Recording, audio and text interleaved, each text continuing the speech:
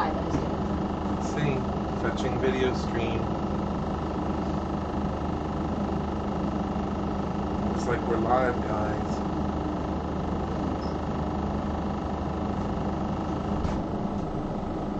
Yep, there it is. Can you hear anything?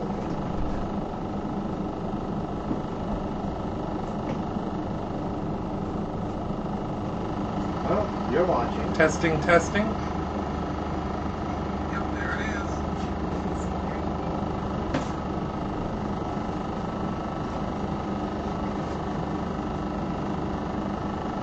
For those of you that are hearing this,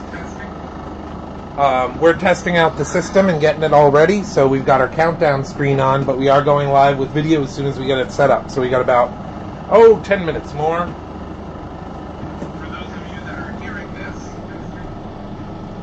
we're testing out the system and getting it all ready. So we've got our countdown screen on, but we are going live with video as soon as we get it set up. So we got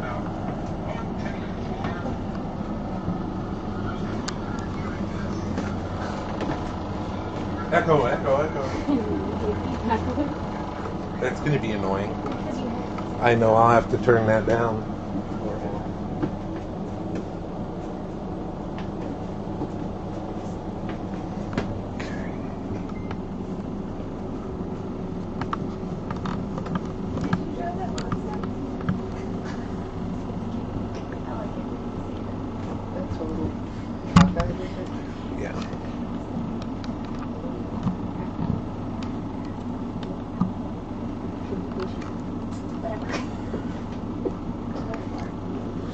No, I won't do that. Okay, so you're going to have to probably watch over here and then operate that from there. But we're getting there. That's why we need a producer. Well, can I operate that from here? Can you bring that over here? He's asking if you can bring the laptop come over here. You got to look over there. This is fascinating audio. It's going to be a pain to jump from there to here and move the camera if I've got to. Just hold that for me. Bottom off this. Oh. Cool. This is going to be our vacuum tube. Well, it's still a similar purpose. This is the thing to James wants to know, are we catch going the to be tool. able to share this? Oh, okay, I gotcha. That's better. Yes, absolutely. There should be a tag once we get there. Definitely a pail popper. Yeah, on that side of you. Can you throw me one of those pail poppers over there?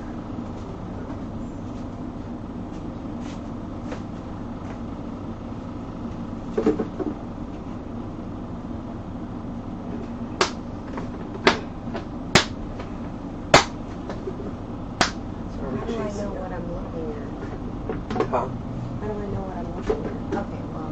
Once we go live.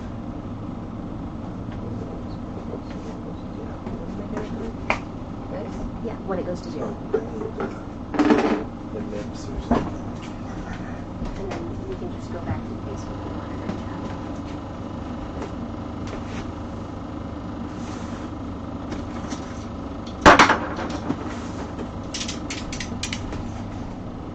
I didn't even see this had things. Nips.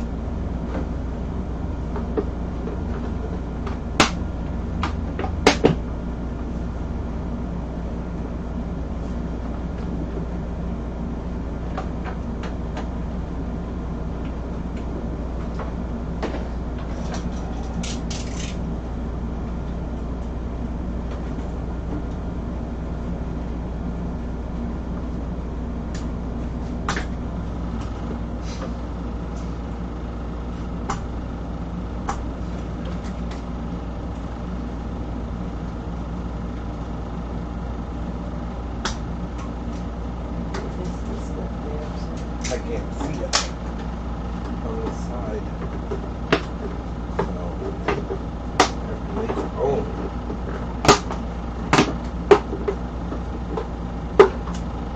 Okay, this is full. As full it can be.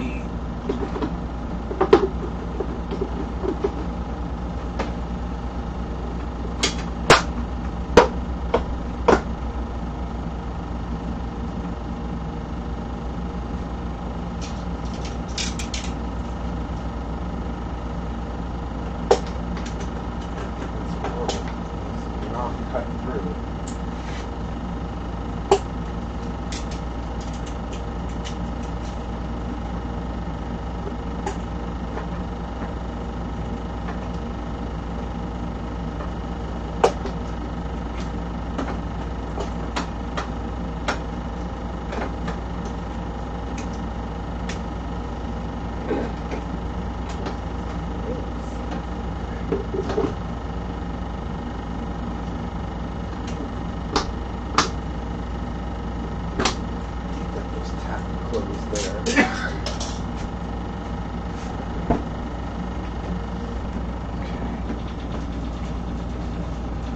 Got 3 minutes.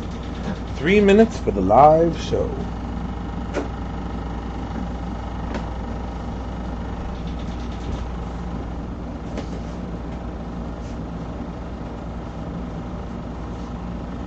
Hopefully there won't be too much of a delay.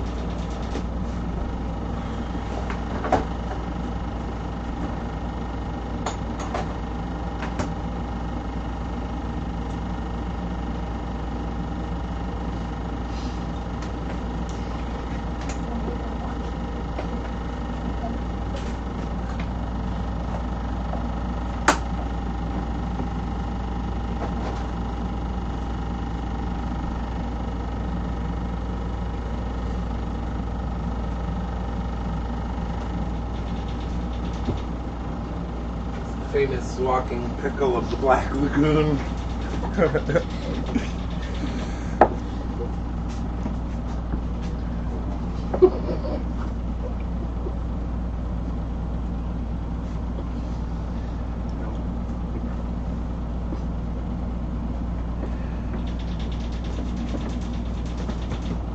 Okay, so Phil, slosh as best as we can, which we may have to take it out of here. If we do, that's fine. There's sound here. That's fine.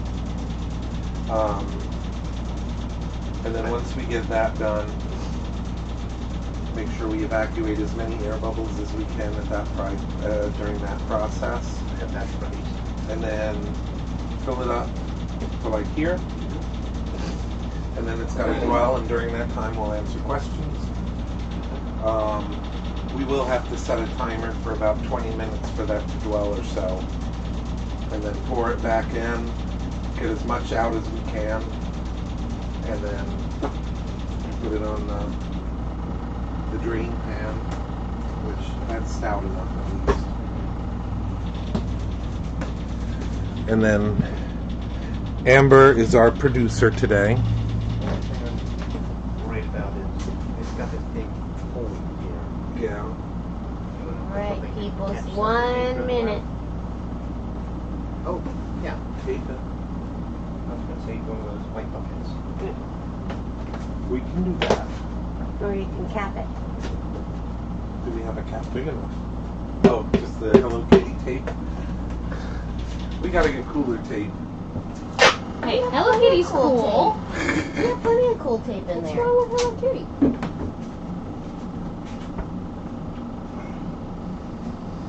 30 seconds, people. Tape your hole faster. Phrasing. Tape your hole. I didn't say plug your hole. Oh no. Taping your hole. Okay. 10, 9, 8, 7, 6, 5, 4, 3, 2, 1. And here we are, guys. Hey, don't get latex on my shop blanket over there. Oh, Behind you. I won't do that. Remember, there's still a little bit behind. So technically, it's not live yet. Nothing wrong with Hello Kitty, We've says got- Haley. And Skippy. Okay, this is going to be a little bit confusing because we are live, but there's a little bit of delay on our operating system here. But here we are. This is the big day. We're going to be casting out of this guy here. I don't know if you can see that, but this is the mold. We've just inverted it, and because it's so top heavy, this mold wound up being like 70 pounds, so it's very, very heavy. Primarily, I mean, a mask mold usually is nowhere near that, but this one, because of the detail and the profile to it, we needed that extra material, so that added quite a bit. Cut I off mean, the top of your head. I don't usually like to see a mold way more than like 20, but we kind of overdid it on the thickness as well. But that's one of the things we're going to be working on here.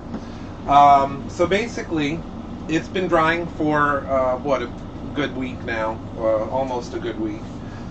We don't want it too damp, but we don't want it, dry as a bone either, because then it draws moisture out of the mold or out of the latex too fast.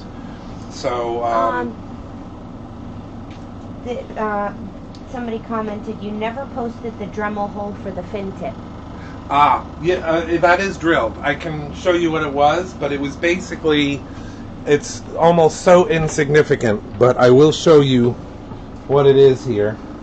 What we did is when we got the mold apart, I figured out the tip of that, I'm sorry, we're trying to do this with a tripod attached to it still. Right there. Stop. But you can see that hole goes down to the very underside tip of the fin.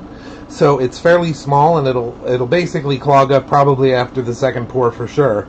But it gives it a little bit of wiggle room for that to pour out of there. So that's all that is just a little vent. And then the bottom of the mold, of course, is wide open all the way down in there. So that is what we're going to be filling for the most part, which you'll see that process. So basically in the shop today, we have Ted. He is our overall shop assistant and webmaster or mold master extraordinaire. We have the wonderful Chelsea Megan, as you've seen her on Facebook. And the ever popular producer today. Oh, so feminine. That's Miss Amber. So she'll be helping us with camera work and fielding your questions and all sorts of good stuff like that. So hopefully we'll have enough of a crew here to get this done. So what I've already done off camera is just basically prepare the latex, because it's a brand new thing of latex, 5 gallons.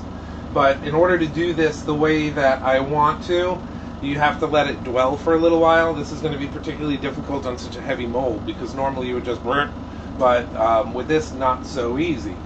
So we do have to manipulate this and kind of rotor it around to make sure we get all the air bubbles out, which is also no easy task. But anyway, I guess without further ado, we can at least start this process. And the first one is always the hardest, because you're trying to figure out how all this is going to work in a real-life studio setting. The first one is also going to be the worst as far as how it casts, because again, we're working out bugs. We may have to work on mold issues or whatnot. By the way, I don't remember who it was last time that was talking about the apron. I do have one, so we're good there. She has several. They want to know what brand of latex and if anybody else is having sharing issues. I will look into the sharing. It might be a privacy setting because we're live. I'm not really sure, but I'll find out about that. And the latex that I'm using is basically just a casting latex. This is a Reynolds brand. I would have liked to have ordered it from Monster Makers. I like their latex a lot more, but they've had, I don't know if you guys knew, but Arnold had a warehouse fire in the same plaza as he was in. So I didn't want to burden him with that. Okay, so just double checking myself. It never hurts to think this through a couple of times. And you'll need to run the camera at this point because we're going to be moving up and around with this. But this is the Reynolds Advanced Materials, just a regular casting latex. It's a thin viscosity. I can kind of show you.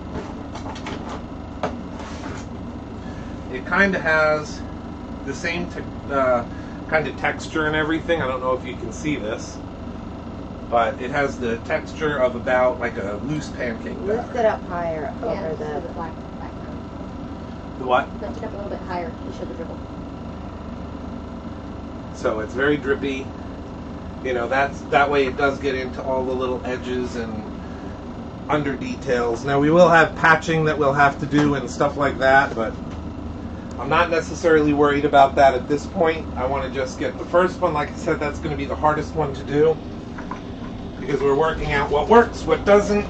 If the old-fashioned way works, then we're good. But this container has basically 40 pounds of material into it, added to the 70 pounds that this is. So we're going to pour a little bit in it first, roto it around. We might have to take it out of this cradle, but again, that's going to be something that we kind of determine as we go. Ready, guys?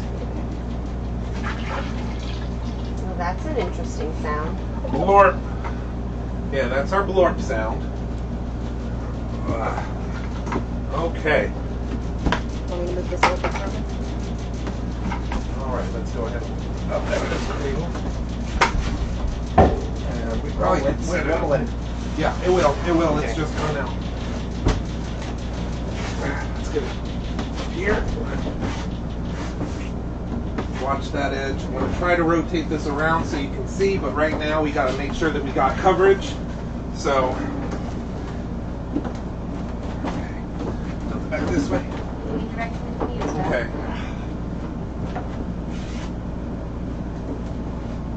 Tilt it back. This is just our very fine coat, just to make sure we got coverage on everything. I don't know if you guys can see where you are. You want me to move the camera?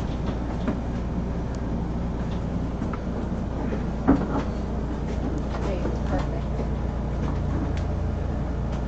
Rock it back this way. Okay, up. Good. Just missing a little spot right there. Yep. You can go in with a brush too. Okay. And it's coming out your little vent hole. Yep. I'm trying to cap it. Okay. Okay. Okay, up. Really need to strap that thing.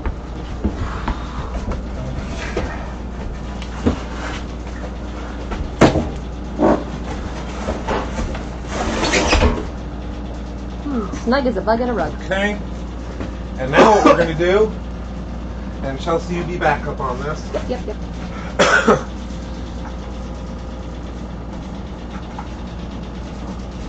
Let's go ahead and start tipping it.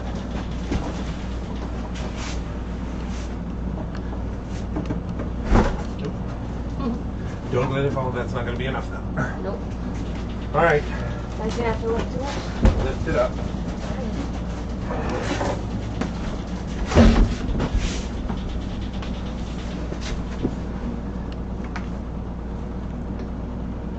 Up and out.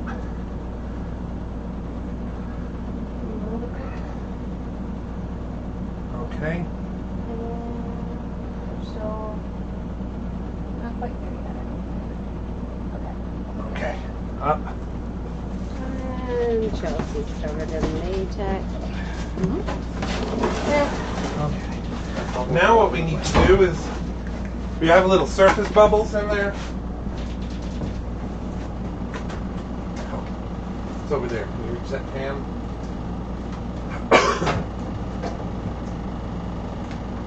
We're going to need the heavy fuller one because I want to pull it. It's already right on the front band. No. Where? I'm a ditty. I'm gonna Yeah, move this. there we go.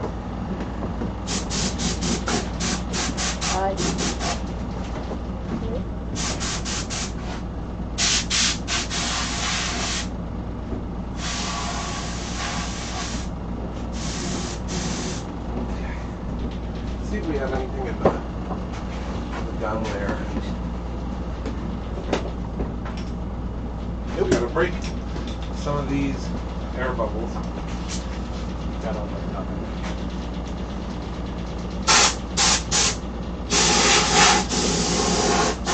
What we're doing in this process, aside from blowing a bunch of latex all over us, is we're working out the air bubbles.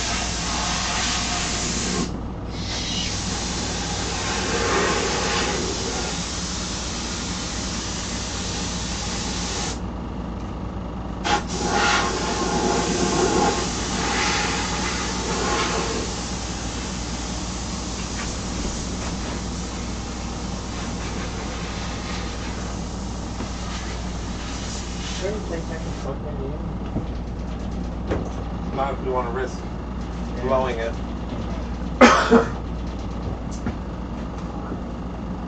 Where are all of our chip brushes? They got put aside.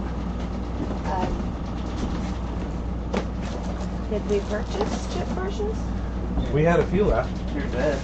Okay, I can at least use this to break some of the airballs that isn't working.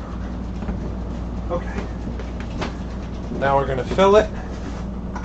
And this time, we're going to fill it up a lot more. You know, I'm breaking your view here. Want me to move the camera again? Holy moly. Holy and holy. Oh, That's 5 gallons. Yeah. okay. Now we know. Because ideally, that would not be the case. But I think what we're going to wind up doing is, when this is dwelling, probably the better way to do this is that we're going to need to do this as a skim every time. Fun. Michael, Fun, he said. we need our power lifter. But as another reason why we lined this with plastic, because if we do have any spill out or anything, A, we're going to be able to monitor it, and B, hopefully be able to save it. And I know I've got plenty in the tip of the fin here.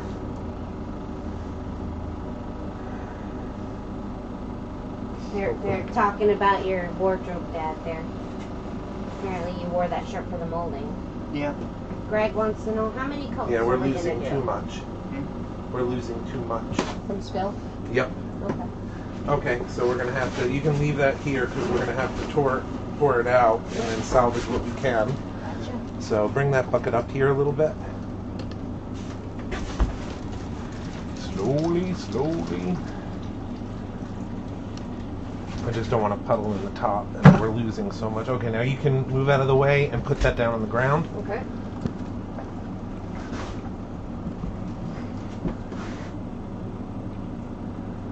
That works. How many coats Okay, that do should we be good. intend on Like doing? that. You're asking how many coats you intend on doing. We're going for a general thickness. Let me get. Okay, ready? Up. Okay. Virgin molding. Stand by. Okay. A bit more. Don't tell you when. Don't breathe the ammonia. Yeah. It's like worse than cat pee. Okay, let's get it on the drain now. I can get it if you want this. Okay. Got it in up. And in. And over. Okie dokie.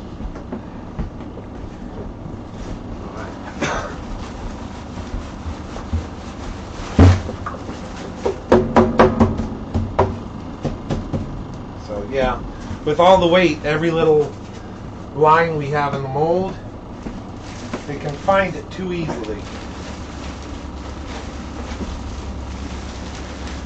So we are going to get mounted.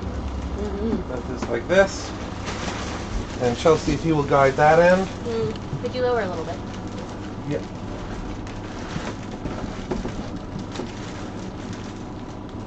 Rescuing latex.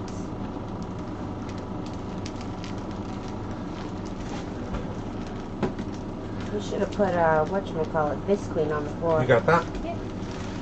Just maybe a little bit left in there. I don't know if you want me to squeeze it out. Nah, we can get most of it just by fingers. Alright. That's good. Just a little blob here. Gonna treat it like a toothpaste tube. Yes. Okay. Okay. It's already sort of setting a Put little this bit. back in here.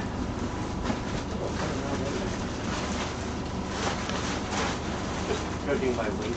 Yep. Okay.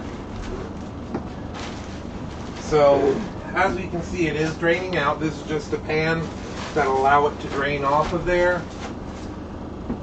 Hopefully we're not getting big pools or gathers in certain areas and it's able to just flow out, and that'll also break some of that surface tension, allow those air bubbles to break.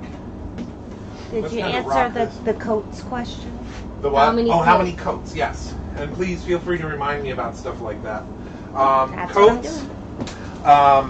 I go generally by a thickness, but if you're doing it normally, like what we would dwell it, usually do, or I do, about 20 minutes, 15 to 20 minutes as far as my dwell time, and then I'll pour it out.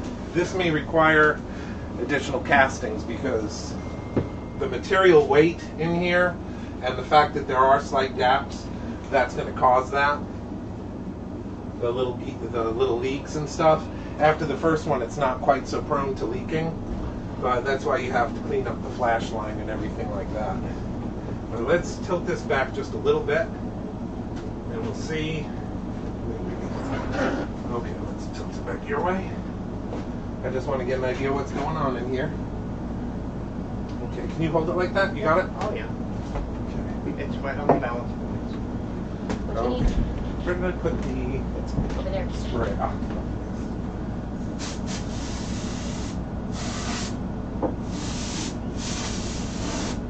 You don't want that spray going like that.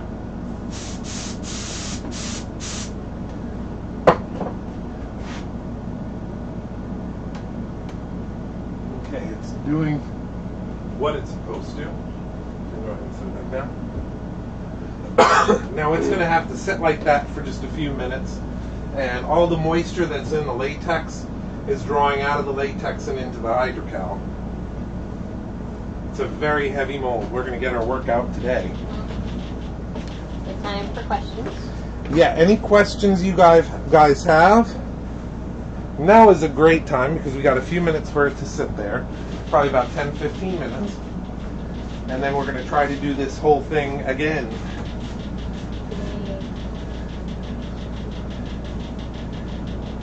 And a couple of things that we're waiting on, because I know we've got a little bit of a delay with when you guys get the audio cues and everything.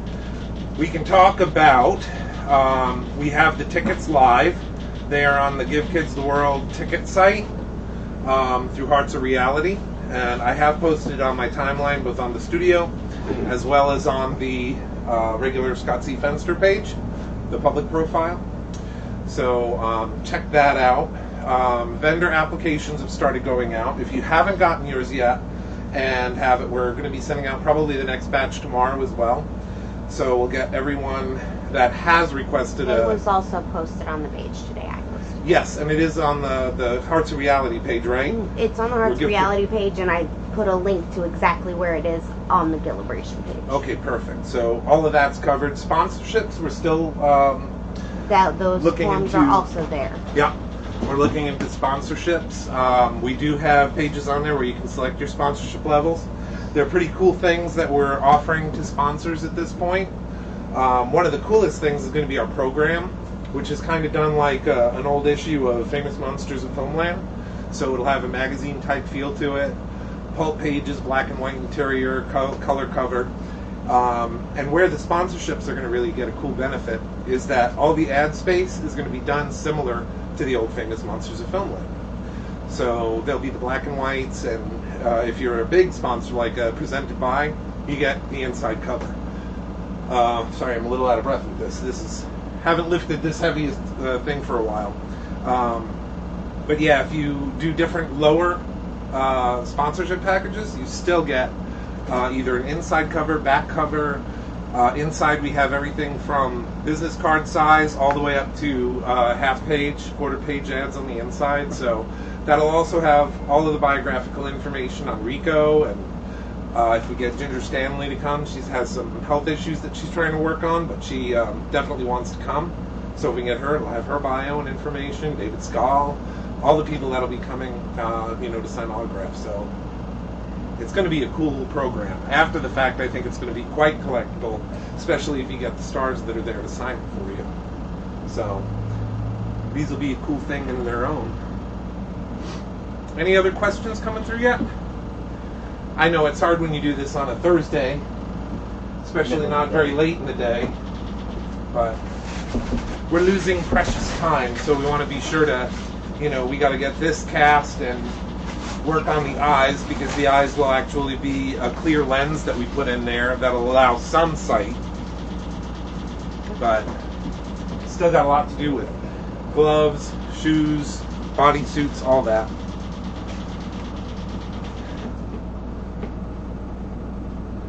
And also, guys, I can't stress the importance of sharing. This is a grassroots thing, and we do have support from publications, but typically they don't want to do anything with it until we get a lot closer to the event. But it would really help us if you guys would share as much as you can. Share with your friends on any of the forums that you're on or boards that you're on. That would really, really help. And they want to know if we're going to do any resin castings. Resin castings, yes. It's not going to be immediate because we have to get the latex done first. But what we are going to do is we're going to start with the master that we have that we're going to be getting out of this after it's cleaned up. And at that point, once we have the master, we're going to do a waste mold, cast that in clay, and then we'll be able to take that clay and do another. Apparently Greg Altman's is still having issues sharing. Carl Stark says, how did you get your start in FX and makeup?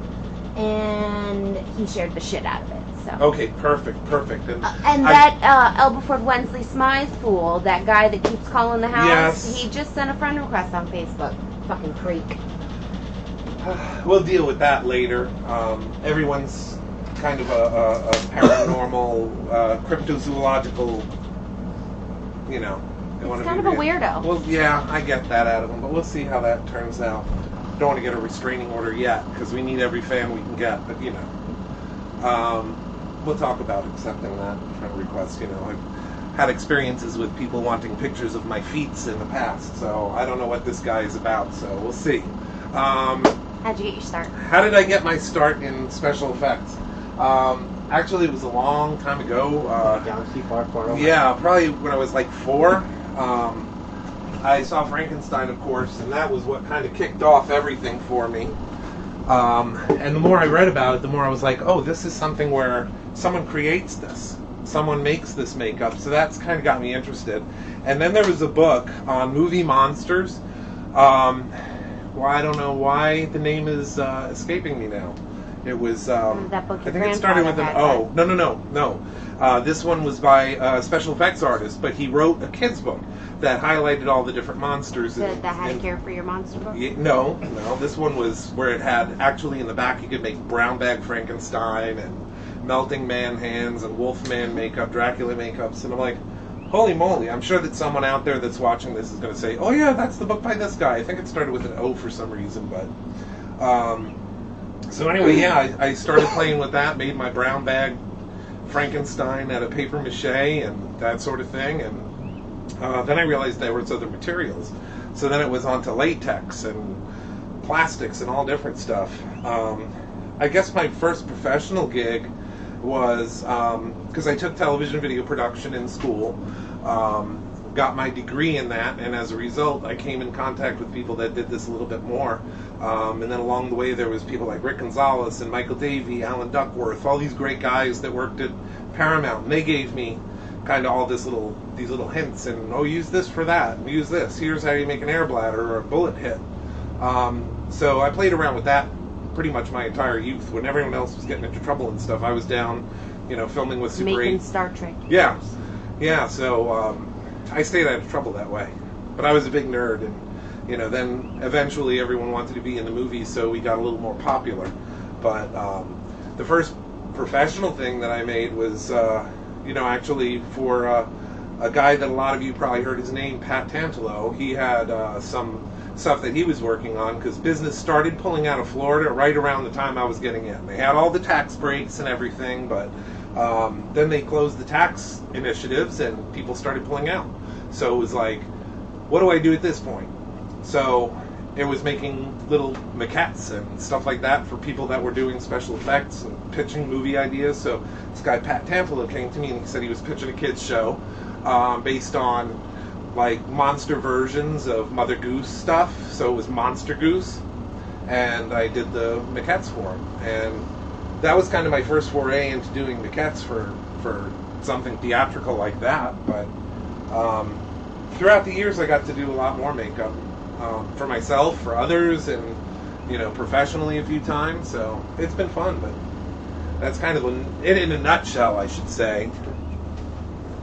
It's been quite your 10 minutes, so I think you can move on. Are we at 10 minutes?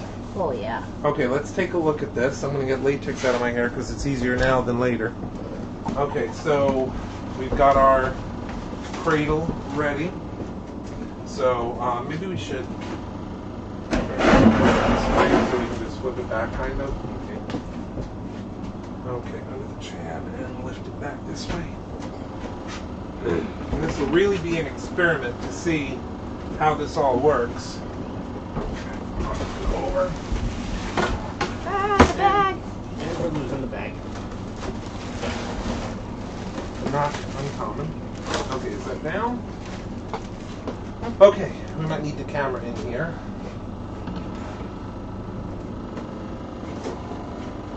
Okay. So we still have, it's still quite wet, first of all.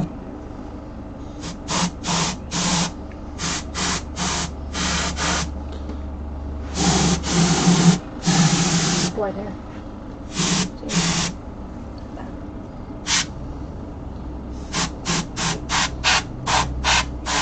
Must get creative. One near you.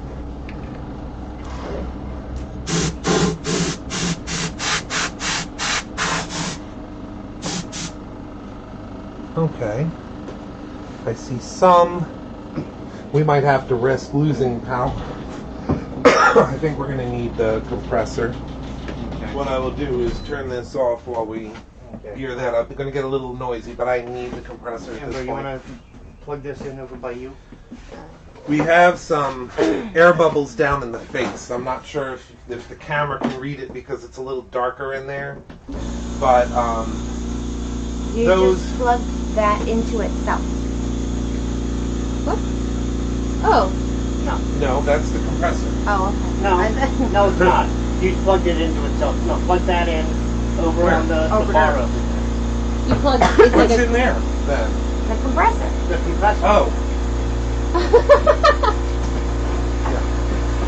Oh, I thought you were handing me the plug for that because that's already in. I could plug the compressor in here too. They want to know how thick it's going to be, and where did we get the drain table, or did we make it? There's a funny story in that. Chelsea, why don't you tell them where we got that drain table? Hi, that's mine. I got it for $50 off of Craigslist. I think it's supposed to be a dust vacuum for woodworking. I was sort of hoping to jerry rig it into a vacuum table at some point. We may still do that, but right now it was absolutely necessary that we have a drain table. And normally we use, we'll put like the wire frames or grids over a bucket, and then lay the mold on it, but this one is substantially bigger. We normally use like a baking rack. Yeah, like a baking rack, which is plenty big for most applications, but this is a monster, literally and figuratively. And how thick Where's the... is it going to be when we're done? What's Well, the intention? The intention is, and it's going to be a lot by feel, I would like to get somewhere between 1/8 and 1/2. 1/8 and 1/4? Yeah, quarter. I'm sorry, dirt. I'm doing two things at once and failing miserably. But yeah, we definitely want to get a good thickness. Normally I would do 2 cycles of, with the dwelling. And that's usually fine. That's usually plenty. But with this, because we have to dump it out, that makes it a little bit different story. But most of the air bubbles look like they're released, at least. So that's good.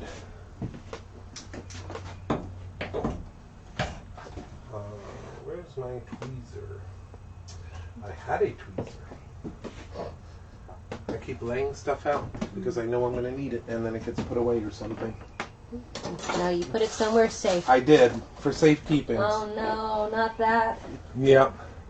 You shiny fingers. Now I need to get all the way down in there to get a little piece of junk. You know, from the camera Tweezer angle, would it be kind of looks so like much he's fixing easier. toilet tape. There we go. Blech. Okay. My teeth did almost nothing. No, I did some. Oh, well, that is it coming out? Yeah. Aha. We got a puddle. Well, that happens sometimes.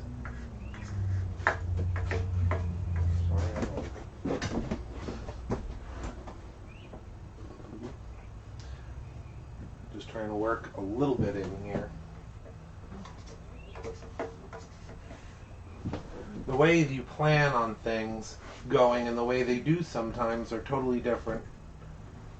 There's ones that are a little bit wider, Dad, like the souffle cups. Maybe that would be better. I just need a little bit in here. Taking advantage of the soaking time. What I'm doing is I'm just doing a little bit of reinforcing layer over the seam where I know we're going to have issues on the next pour. So now that it's starting to set up, it's more likely to Leak hold less. that. Yes.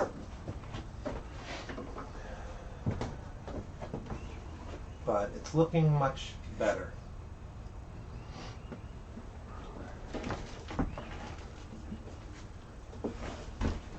That's looking good.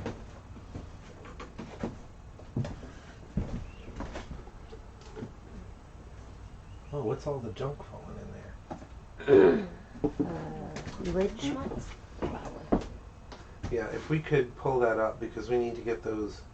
It looks like it tore away some of the foam that was in here.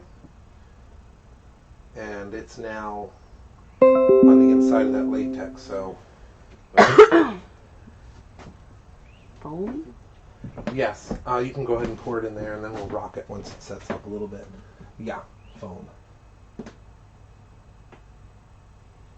Oh, styrofoam. Yeah.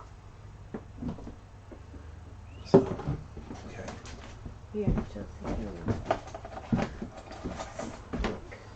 I can grab those flufferty bits. Or would it be better? Okay.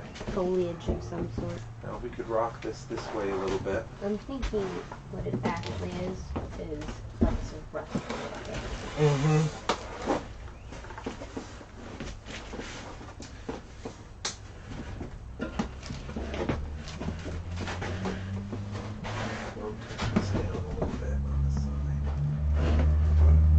Got it? Now I do. Okay. All right, lift it up. We're sealing that seam a little bit more. We don't want to overload it with a bunch of material, but we do need to get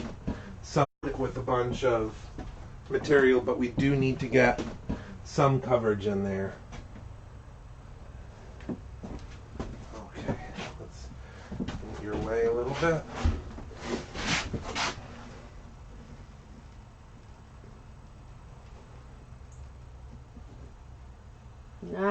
Alfred Wednesday Slide is now sending messages via Messenger. Oh boy. Loving this. I think we haven't heard the last of him. I don't think we have either. I would agree. Okay. And we'll do one more where we're getting that back fin a little bit. Yes, the best laid plans. They're not working to our advantage this time because I can't do anything small. Go big or go home. Yeah, right? Okay, we're getting good coverage now. I got most of the stuff. Thank you, Chelsea. Chelsea is a very good schmutz picker. Thank She you. has Don't let picked anyone and tell you peeled otherwise. buckets and picked and peeled rubber and latex and plasti paste and shell shock. Okay. She's a nublet picker. In the best possible way. Put that on your job Resume. description, yeah. Picker of nublets and functifitis Thanks. and schmutz. Thanks, I think. Okay, one more. We're going to take this out, let that drain, because we don't want a big bubble in the top of his head. A big bubble head. It looks like it keeps popping up. Look at this. Every time I leave it alone for a second. Didn't need that for anything, did you? No, Does it look like you did? I've got others. Okay, so we don't have to let that sit for the full time, but we're going to let that sit for a little bit. Aw, look at our Waylon. Hello, family. He's so sweet. I love that guy. Hello, Waylon. Congratulations to you on all your wonderful stuff as of late. Between graduation, upcoming nuptials. To the beautiful Miss Emma. Yes. We like her. Lots and lots.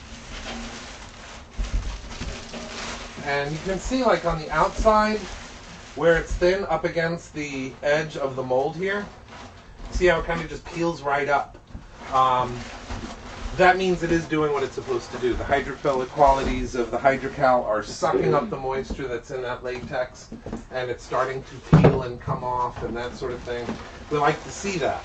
But the double-edged sword... Oatman says the feed is down. The feed is down? Is anybody else having trouble seeing? He said it must be the winter storm. Waylon says, Emma says hi. Hi, sweet girl.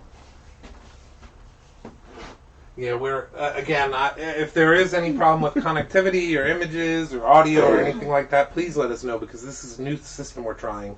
And I think it's where Greg is, because he's in a Winter winter storm, storm, but yeah. nobody else is having issues. Perfect. Well, I'm sorry Greg is having problems. He's been a real support, too, of what we're trying to do. And on his Frankenstein page, so definitely want to check that out as well. We'll give you links to that, because if you're into classic monsters and all that stuff, there are a few groups out there that are cool for that stuff, but Greg's group is really Rusty awesome. Hero says his came back right away. Oh, wonderful. Like it just kind of flickered or flaked. Yeah. Tina's gonna kill me. Are those your new jeans? Oh, they're newer than the holy ones. Well, yeah. We're going to have to get you an apron. We have like 40 in the house. I know. So, any other questions from you guys right now? We've got a little bit more dwell time on that little kind of splash coat that I put in there before we can get more. Any other questions at all? Sharing, I know someone, I think it was Greg was asking Greg is about the having sharing. issues I'm with not sure sharing. what that's all about. We might be able to have either Amber or Chelsea maybe take a look and see why it's not shareable, because I thought that was set to public. Religious pants. Holy Holy. pants. Yeah. Yes. I just fell like 4 inches. The chair gave way. Wee. But yeah, I'm not sure why it wouldn't be shareable. Who can tell? I know once it goes live, they're shareable because people have been doing that. I think was it the first one or the second one we did? It's like at 3,000 views now.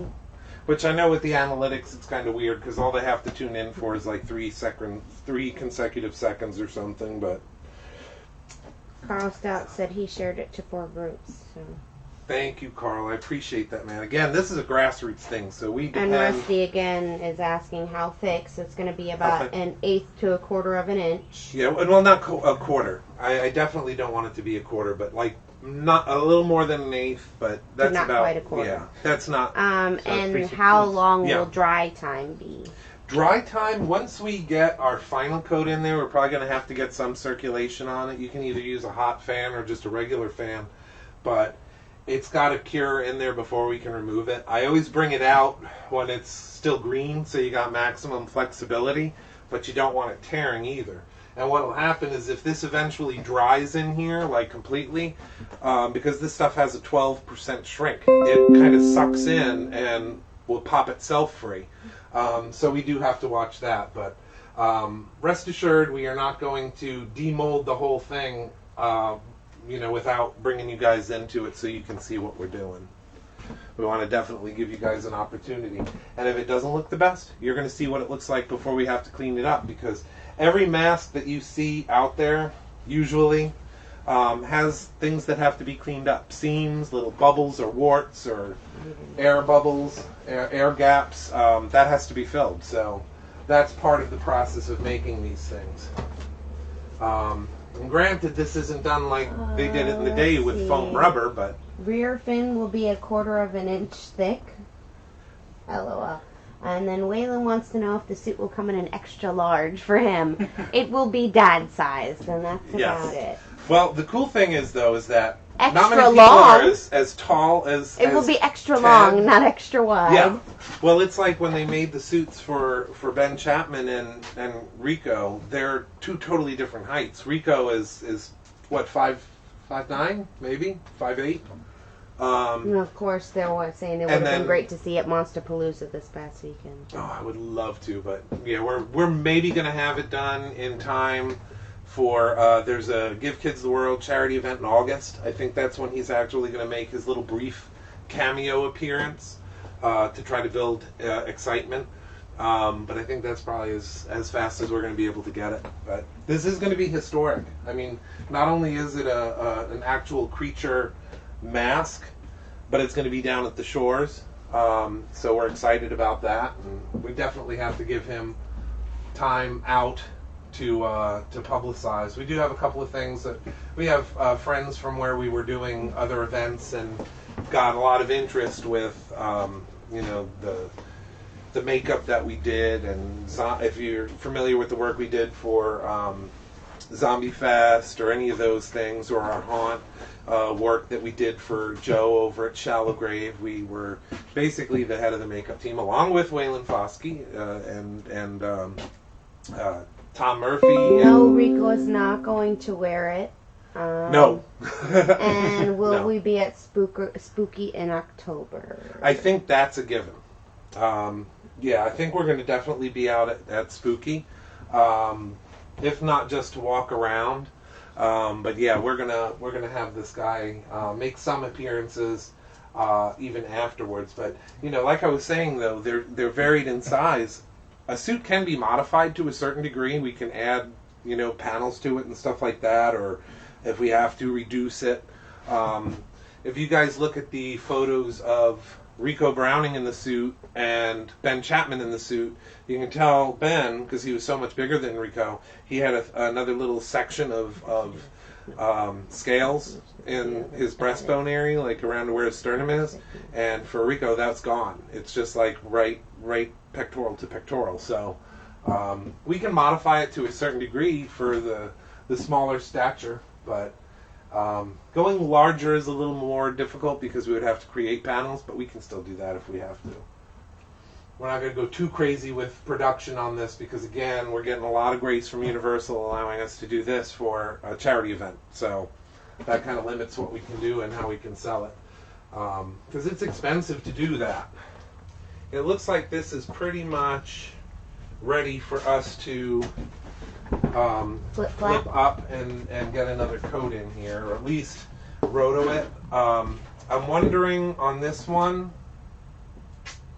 if we shouldn't maybe just roto it from the start and not try to fill it again. Hmm.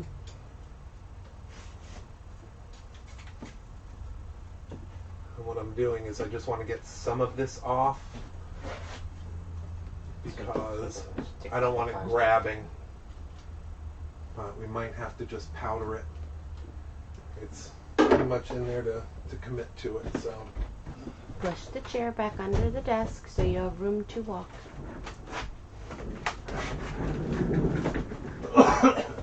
Welcome to the real glamorous life of what we do in this shop. You almost shot Dad in the side of the face with that. Just so you know. Okay, see how dry that is already? That will definitely help. Okay, watch on the bottom as we lift this back. We don't want to pull the Waylon skin. said he did a 30 makeup injury simulation in an hour this morning and it made him miss the grave. Grave with the trowel. I think we're going to try to rotate it on this again. Okay. Want me to bring that? I'm honestly, I don't know what would be better. Should we just take one of the cups and scoop it out and put it in? That's what I'm Do we wondering. maybe take the barrel out? No, well, if, like what Chelsea was saying, if we do it like for a slip coat like we did the last one, just for the seams, maybe that's the way to go. Okay. So we'll go ahead and get it back in here, Okay. even though it's going to be a royal mess.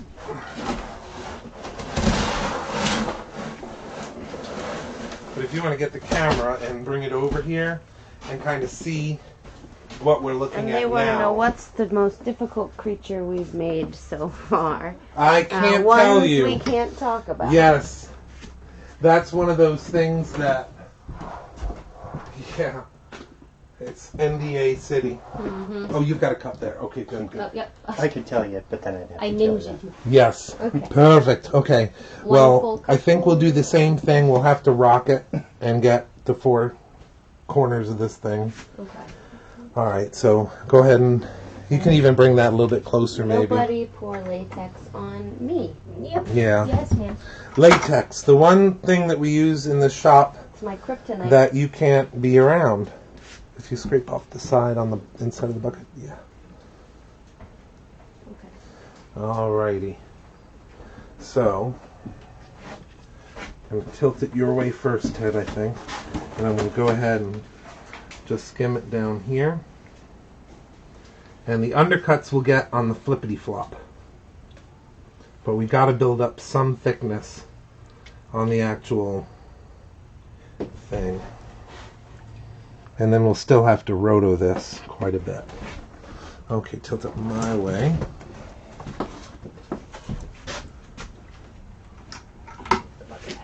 And we know our seams are going to be at least covered.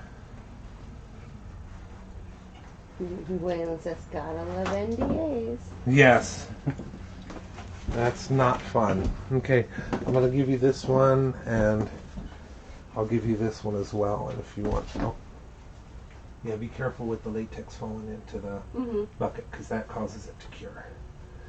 That would be awful. That's why I'm over here.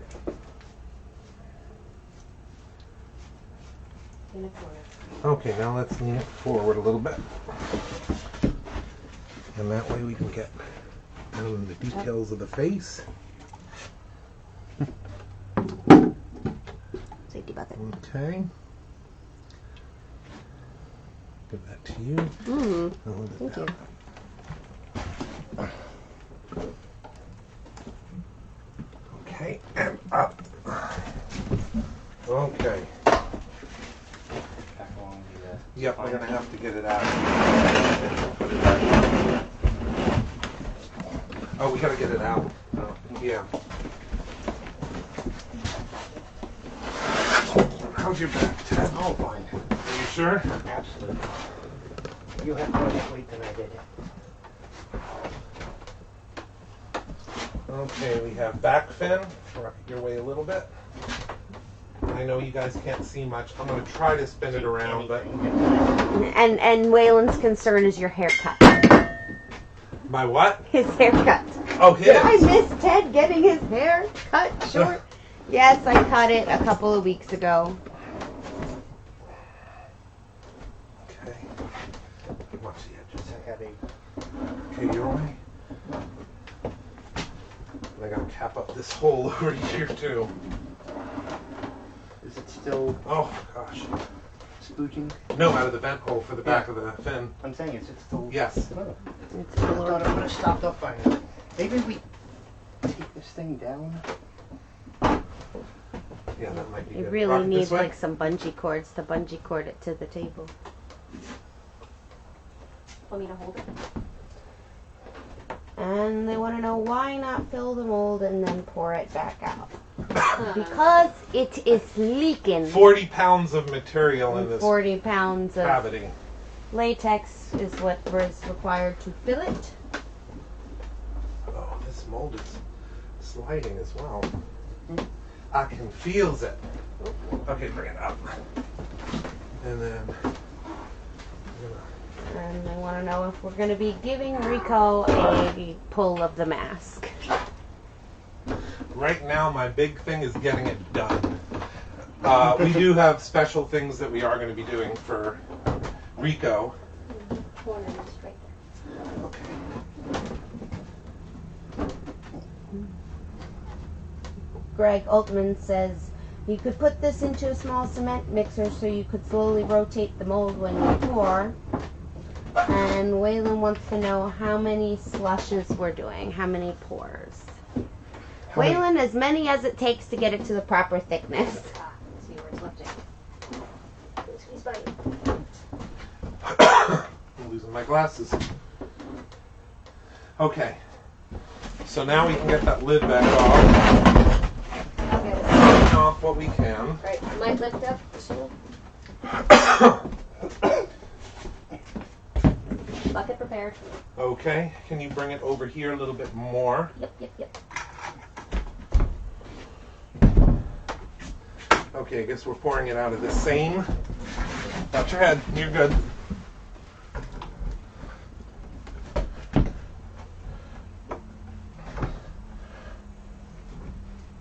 Okay.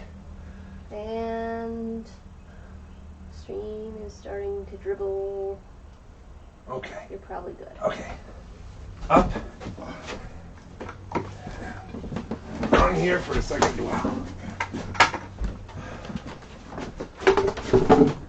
Not for the weak. So Why isn't Michael out here? You sleeping? he's tired. Yeah. He's a night nurse, so he is exhausted.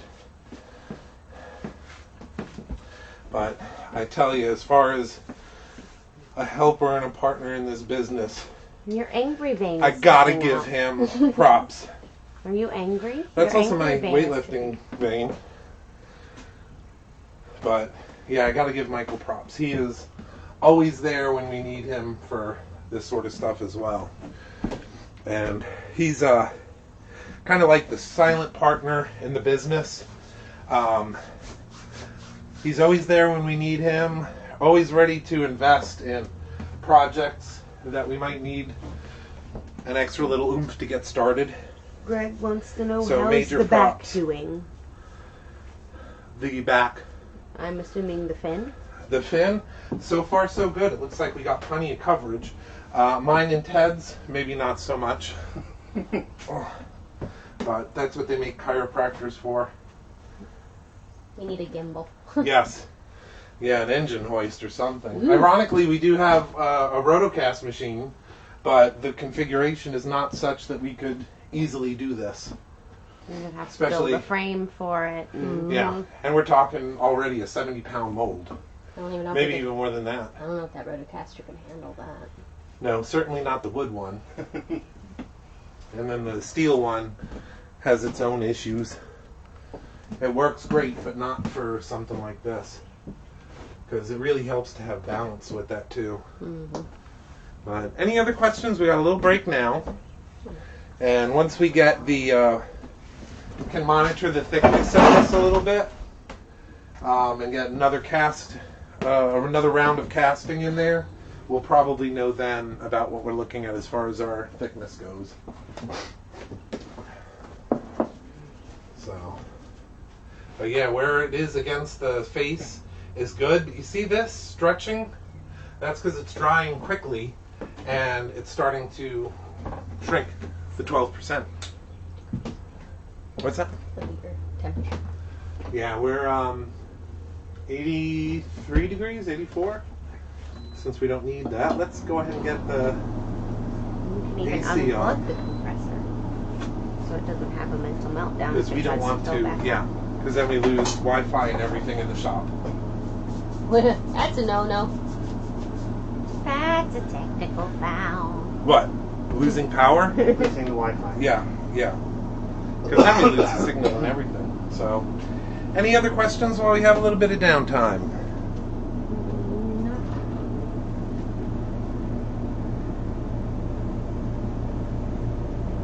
Oh, Waylon. Yes. We miss you guys so much. Waylon's gonna take a nap. I wish I could take a nap. I miss doing makeup. You know, we don't get a lot of chance to do makeup way here in Ocala.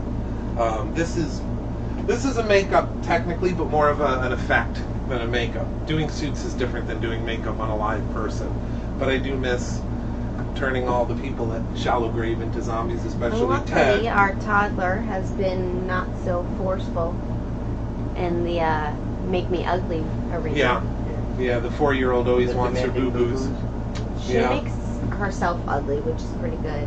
I caught her rifling through the bucket of boo-boos the other day. Yeah. I was like, put it down.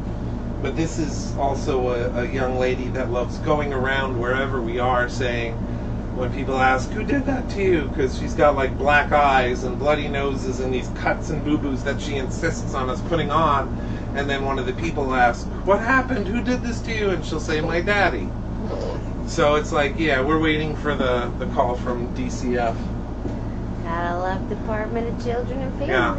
Well, we got him on speed dial. No, Thomas, it's okay. Nothing's going on. It's a makeup effect. It's a makeup effect, right? Yeah. We can prove it. Yeah. We have the webcast. Yes. Your Mother Such Dragon Skin came. Oh, sweet. Nice. Dragon skin. I earned more of the FX Pro Yeah. out of the EcoFlex because I just don't trust the This is EcoFlex the not mother of to Lila. be EcoFlex. Right. Fun stuff. They're gonna do 50-50 mix. Yes, ma'am. Yeah, Greg. If it can't be reposted, somehow we'll figure it out. And I know last time I think it was asked, if we're going to make this available as a video, and we are talking to a couple of people about possibly. The humidity. Yeah, mad scientist. Yeah, we're talking to a couple of people about how we can maybe transfer all of the data that we've collected for these live videos into an actual edited, easy to watch format, because I mean the information is cool and everyone's responding that they love it, but it's No one gets you. it's one of those things that if we had to do it like over and over and over again, watching it for that length of time and kind of scrubbing Crazy through it, output. that would be hard. So we're gonna edit it to where it's a little bit easier to watch and fast forward through the boring, repetitive parts and just kind of put it into a nice capsule. And of course, the classes. We do want to do the classes as well. And hopefully this setup, everything that we're experimenting with, the lab cam and all that stuff, we're trying to get this to where we can do an actual responsive video series as far as teaching. And it's been something I've wanted to do for a long time. So, and I get asked all the time, are you teaching classes? And we just don't have the setup for it right now. But that is coming. They want to know if there's a way to fix leaks. Having the same issue with a mold for his killer clown's mask, he may end up re-sculpting it since it's been molded with plaster of Paris and did not capture any good detail. Now that I know how much this leaks, we're going to fix that in the next one probably. You can actually put a little bit of hot glue along the seam to seal up any kind of leaks, or even clay. If you put like an oil-based clay in there, That'll also do the trick. It's just no matter how tight we make these bands, you run the risk of with that much material and weight in there, it's going to shift and slip. And I actually felt it kind of moving as I was lifting it. I don't know if you could, Ted, but it definitely does that. And I would never recommend making a mold with plaster of Paris. Plaster Except is for hard. heavy solids latex, we use plaster. Yeah. Heavy Use solids, it plastic takes so much to wick that moisture out. You have to use plaster because it's so much more porous, but it's very brittle and you have delamination issues. So we've made a few molds out of that. It's hard for it to bond to itself too. If you go outside of that green zone, when it starts to cure and cool down at that point, sheesh, man, it's not easy. This stuff is bad enough. Say hydrocal for latex. Yeah, hydrocal or hydrocal white for latex. Ultracal 30 for most baking applications if you're not using Foam. epoxies for foam. If it's got to be baked, you need something really strong, and that's definitely it. We were talking about why we do it. What? Remember we were discussing why that occurred. The leaking? The wounds. Oh, with the mold doing its weird thing? Yeah. One thing I noticed on this when we were demolding it is that we had a little weird kind of separation thing going on with this. And hydrocal, normally when you put it on, if you do it in layers, you remember how we did the layers and everything. Thin layers, it shouldn't over what they call over exotherm, because it does build up heat and everything during that process. I'm not sure why exactly it did this, but we did get some molding, some areas that was kind of separating a little bit. It was kind of like warping away from itself almost, and that was probably because of the heat. You know, we did do thicker layers in here, but I guess because it was so warm out, that had a lot to do with it, because we were doing it and it was pushing 80 even in here with air conditioning. So it did do a little bit of warping and cracking because of the over exotherm. Nothing major as far as the cracking goes that it's going to affect detail. It's just something that we have to be aware of, and then it's a matter of just brushing it off when we do the cast. But It's just part of special effects in general. yeah, You have no guarantee that the material you're using is going to do what it's supposed to do. right. And it There's- never does exactly what it did last time or the time Exactly. before. No, there's always issues with that. Sometimes they can change materials. We had a lot of problems with our last material supplier because they've changed the chemistry of a lot of their materials. Some things we had to remove mercury from it, or this changes, so that has to change. And we had really erratic results as far as how we did rotocasting, and fought that for over a year. And this is no different. I mean, you look like, we were talking about this on Neil Gorton's Makeup 911, which is a cool site if you haven't been there. It's right here on Facebook as well. But Neil Gorton on his Makeup 911, he offers a forum to all artists of every kind of phase in their career with special effects. So I put out there about Acryl 60, because you can add Acryl 60 to hydrocal or ultracal. It makes it a little more strong. It gives it a little more flex when needed.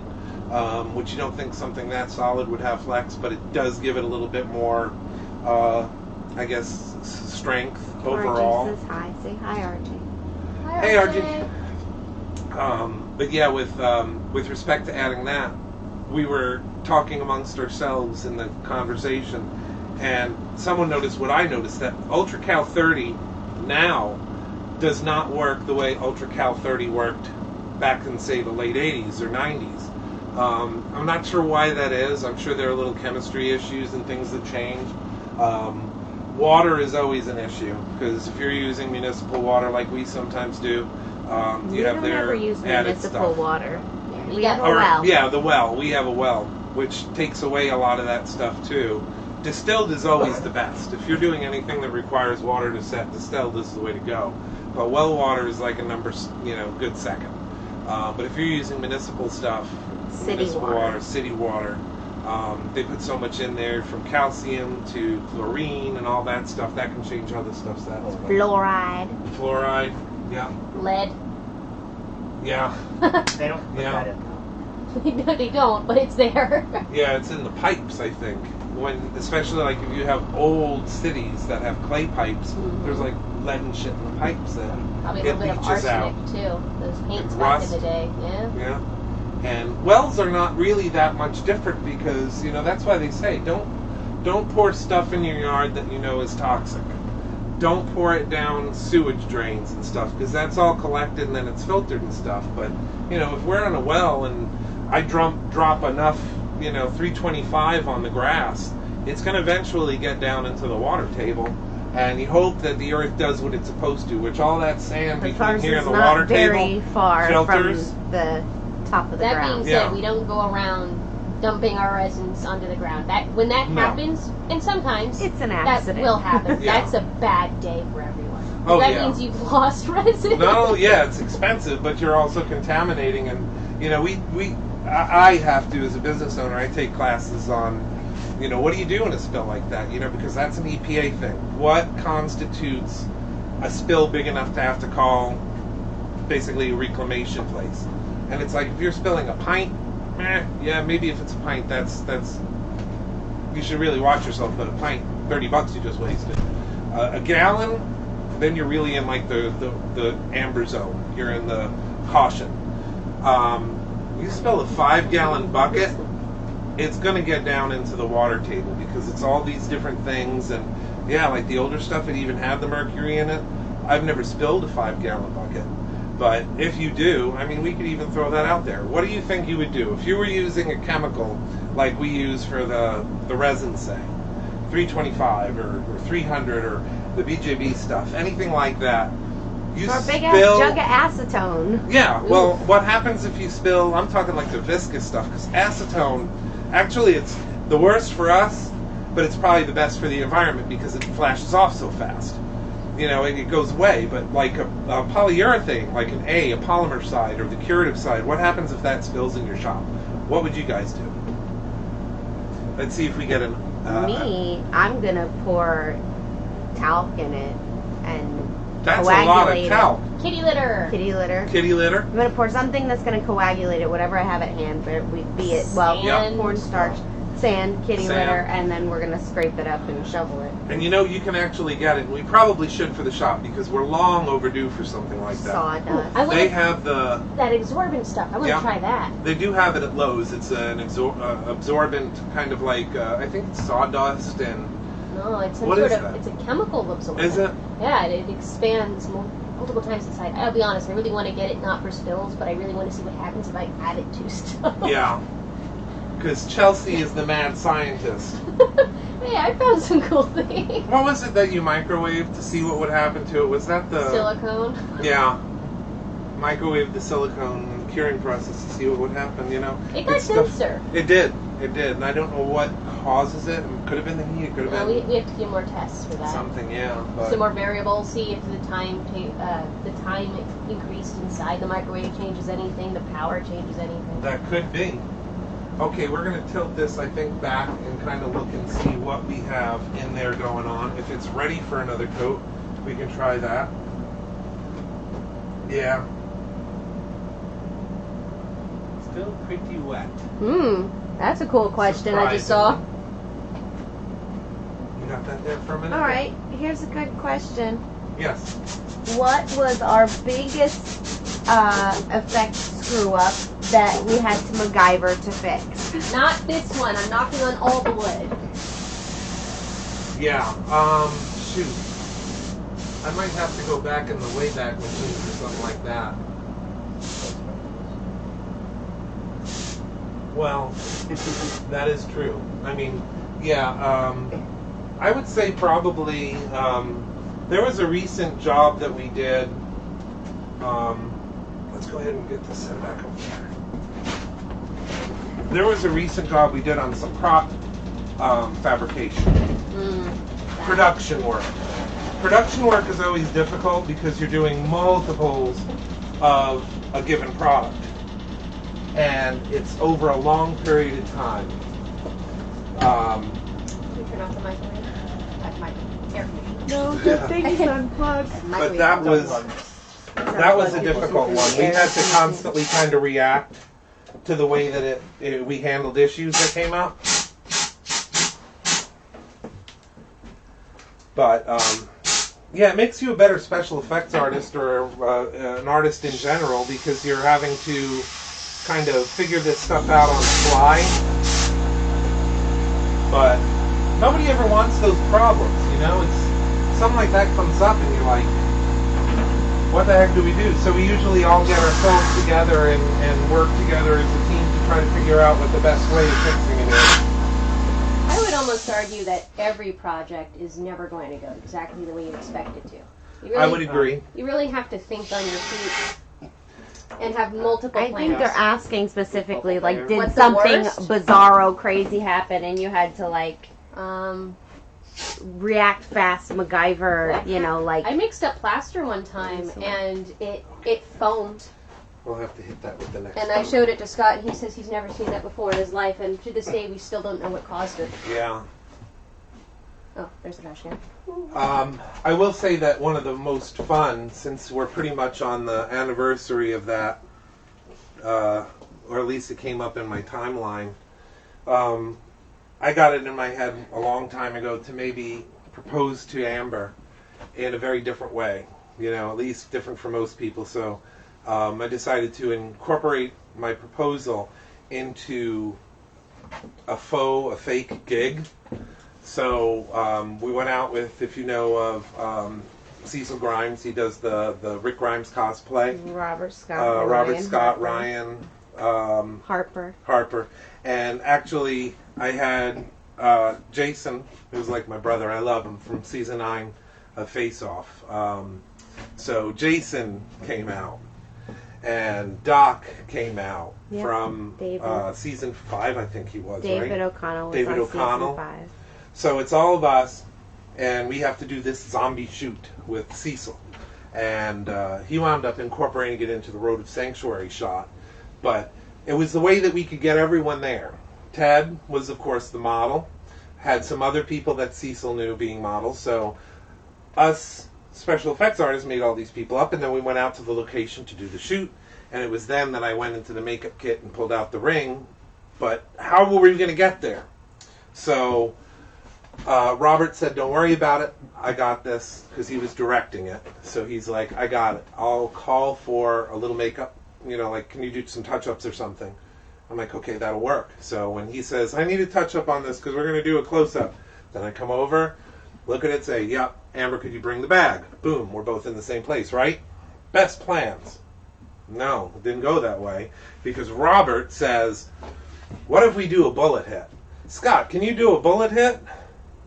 This was supposed to be a gag, so it was going to be a makeup and everything, and memorable, but I didn't plan for that. So here I'm like, what do I have in my kit that I can kind of use or misuse to get the same effect? So I had some really good grease paint. It's very thick and has a lot of body to it. So I'm like, you know, if I do it out of grease paint, I could probably get a few minutes just to shoot the scene, and then by the time the body heats it up, it kind of goes a little wonky. But I could use that and maybe a thixotropic to make it work. So I did the entire bullet hit out of grease paint and just painted it to look like Ted's skin, and that was on there. So they do the fight and they do the scene, and as I'm doing that little fix-up, that's when the ring exchange happened. And I won't say what she said at first, because here I do this, will you marry me? And Amber says, You ass. you're an ass, yes. So I had to ask again. Is that a yes? Or when the So- wind blew out our faux ceiling as prep for the wedding, and Oh, we that had was to fun, duct too. tape and staple Duct through tape. duct tape. So- We get 3/4 of the ceiling up, and then the wind comes and Yeah. takes it all down because the Visqueen was not strong enough Yeah, there's to hold always through the stuff. staple. Ripped it right out of the staples. You always have to, yeah, I mean, it happens more than you think. Okay, I guess this is ready. I would like it to be a little bit firmer, but other than just letting it sit here and wasting people's time, I'm worried about that. Oh, we're not wasting people's time.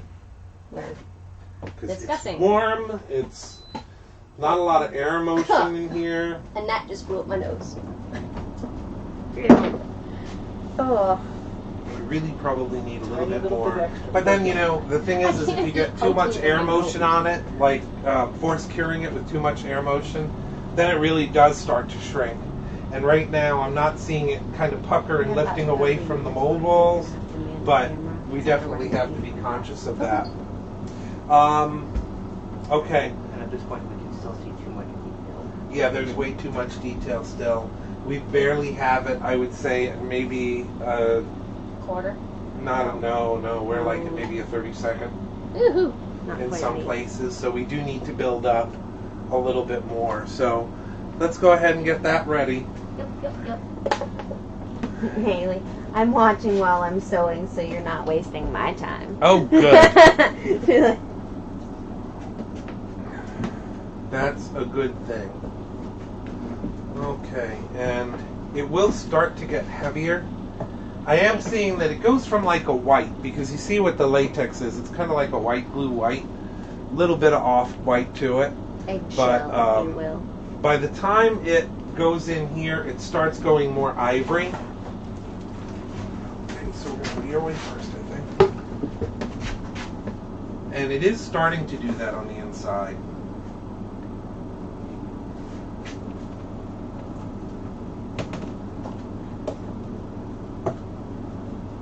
Okay. Is that foam cracking? Yeah. Jeez. That's It's scary. not a sound I like to hear. It's for these things back. Yes. No, I don't like that sound. So basically all I'm doing is, again, just pouring it down in the sides, and I'm going to do the same thing on the front.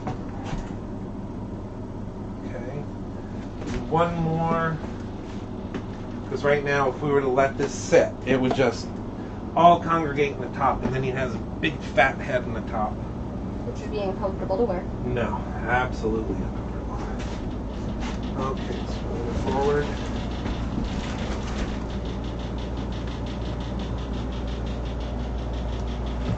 This is not the optimum way to do this, by the way, guys. What? So you were talking about MacGyvering. There Yep. you go. Yes. This Yes. is the very definition. And I think that's why it's so hard for us to think of, like, what's the biggest fail that we've ever had? Everything you do has that potential. Mm-hmm. You know, everything. But normally, Just be sure that I stuff would- doesn't fall. I would say it doesn't reach the point of failure because you figure out a way past it. Oh, yeah. Say we've not had many fails. I did think I managed to think of one from like my young teenage years. Yeah. You know, first forays into special effects and all that jazz.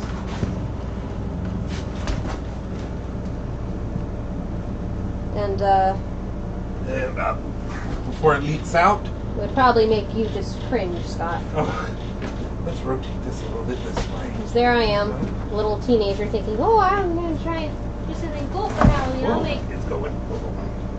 oh, hold on. I will make special effects. Yeah. So I tried to do a prosthetic out of Umu of all things. Oh. I know. We're already off to a great start in this story, Yes. aren't we? The edges were so horrendous. Like, I look back on it now, I'm like, girl, what were you thinking? And not only that, but it's silicone. And I'm like, oh, I'll just use spirit gum, that'll work. Pour that stuff out. Spirit I wanna gum, use for anyone that who's to curious, flush it does out. not work on silicone. You need a silicone glue to make that stick to you. I'm gonna So- go with you did not use silicone caulk, did you? No, I did not. I used the spirit gum, but it wasn't sticking. I mean, it actually was sticking a little bit, so even that I was kind of impressed with, but I couldn't get it to fit correctly. And then I noticed it really started to burn, The Umu? the spirit gum. Oh, And so yeah. then I took the remover to it and tried scrubbing it off my face and took off about a good 1/8 of skin with it. Oh, man. And I had kind of a reaction to the remover and everything. So there's my biggest fail, I think. And then I had to go to art class in Halloween looking like I had like taken sandpaper to my nose and mouth area.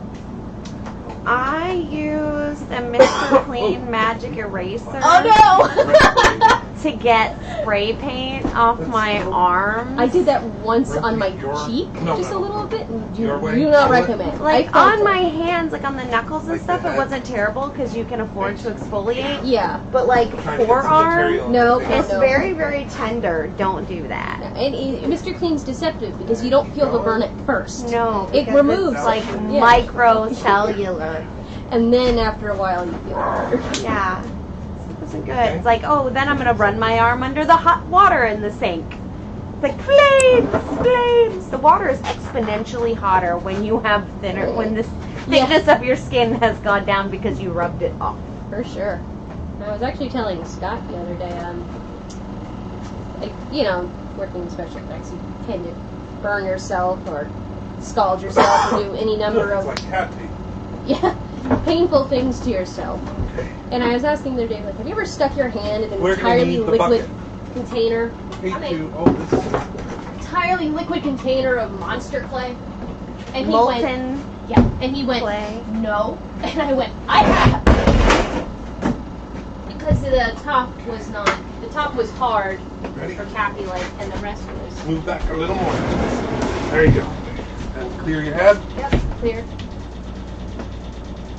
I put my hand through molten hot glue and took all the skin off my index finger Well, I kneeled in hot. because it was hot, hot, hot, and my thought was, ooh, get it off.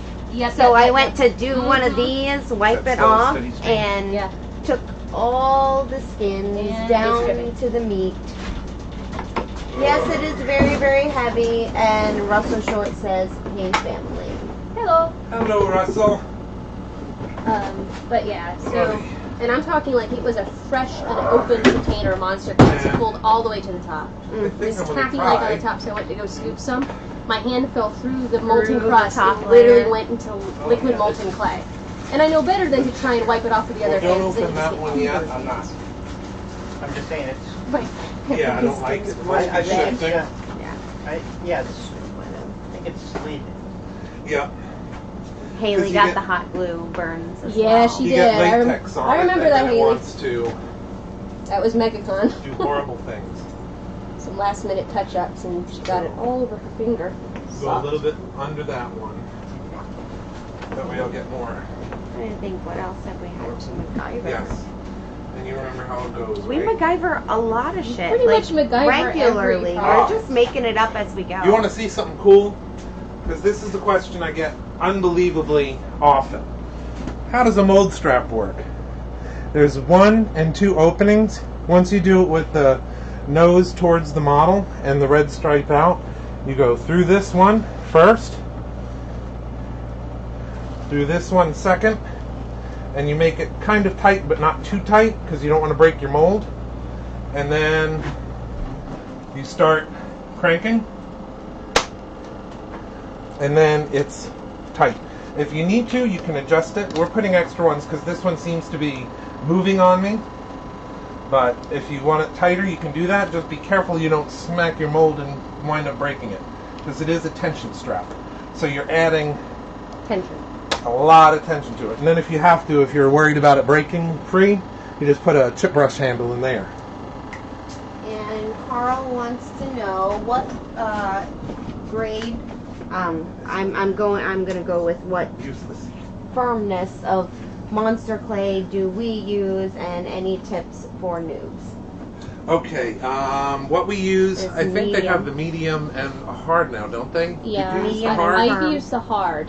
Hard We use is medium. hard is special. I think Yeah. I've gone back to medium because of that. It is good for some things because it's so tough. Yeah, Once it's cured, it's great for durability.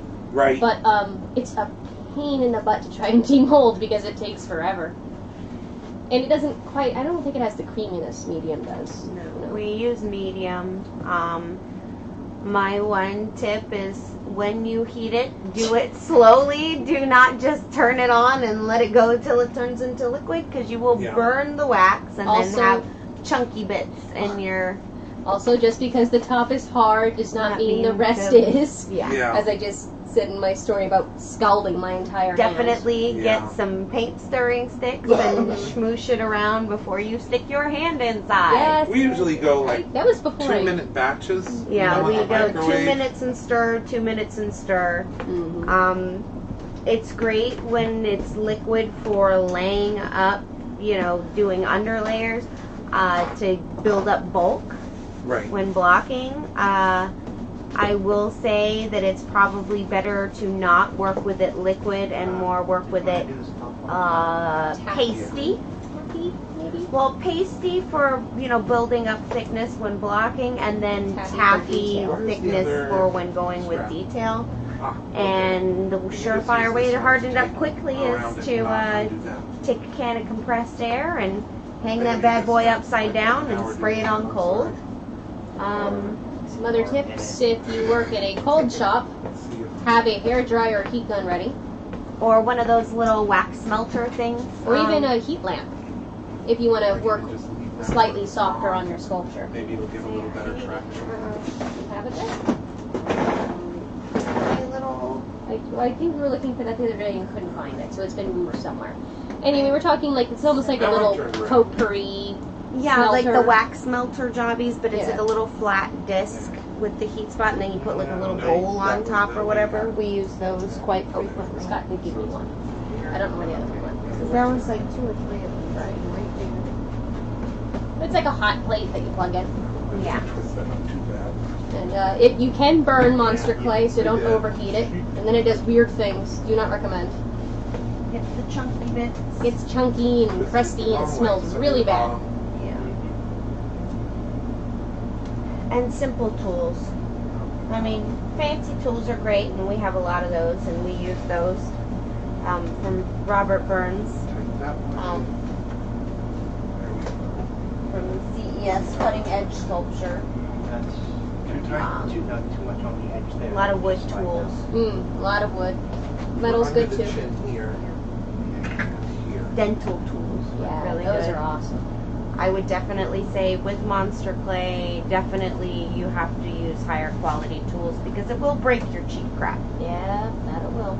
If you're not careful, it'll break even the most expensive tools. This is true because we've killed some of Robert's tools. Not as many as we did with cheap tools. After That's interning fair. with And it's Scott. not a flaw in the material either, or in the tools. sculpting tools. No. It's that this is hard material. A lot of people don't even like to sculpt with it because it's even harder in some cases than like the old Roma plastiline. Oh, it's definitely harder That than Roma is- because that stuff gets hot and then it's just like Yes.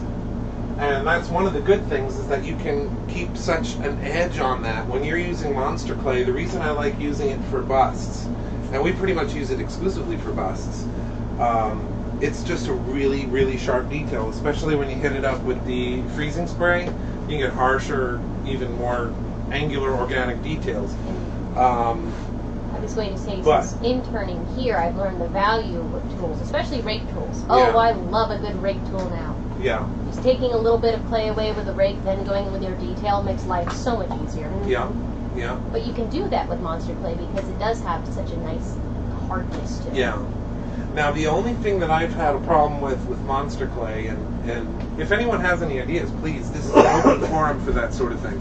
And just because I say this is what we use, I'm not trying to influence anyone. I give you all the Doesn't hints mean that I it's the only can. material there is. And it may not be what you would work best with, but for me, for busts, monster clay is really good. And I came up using Roma plastiline. But I will say that for prosthetics, like getting a really good feathered edge, like where your cutting edge is, I found that Roma is still better. You know, if you get a good non-sulfurated Roma, Chavon NSP is what we use, medium. I found you can feather that edge out a lot more because there's so much more wax in monster clay.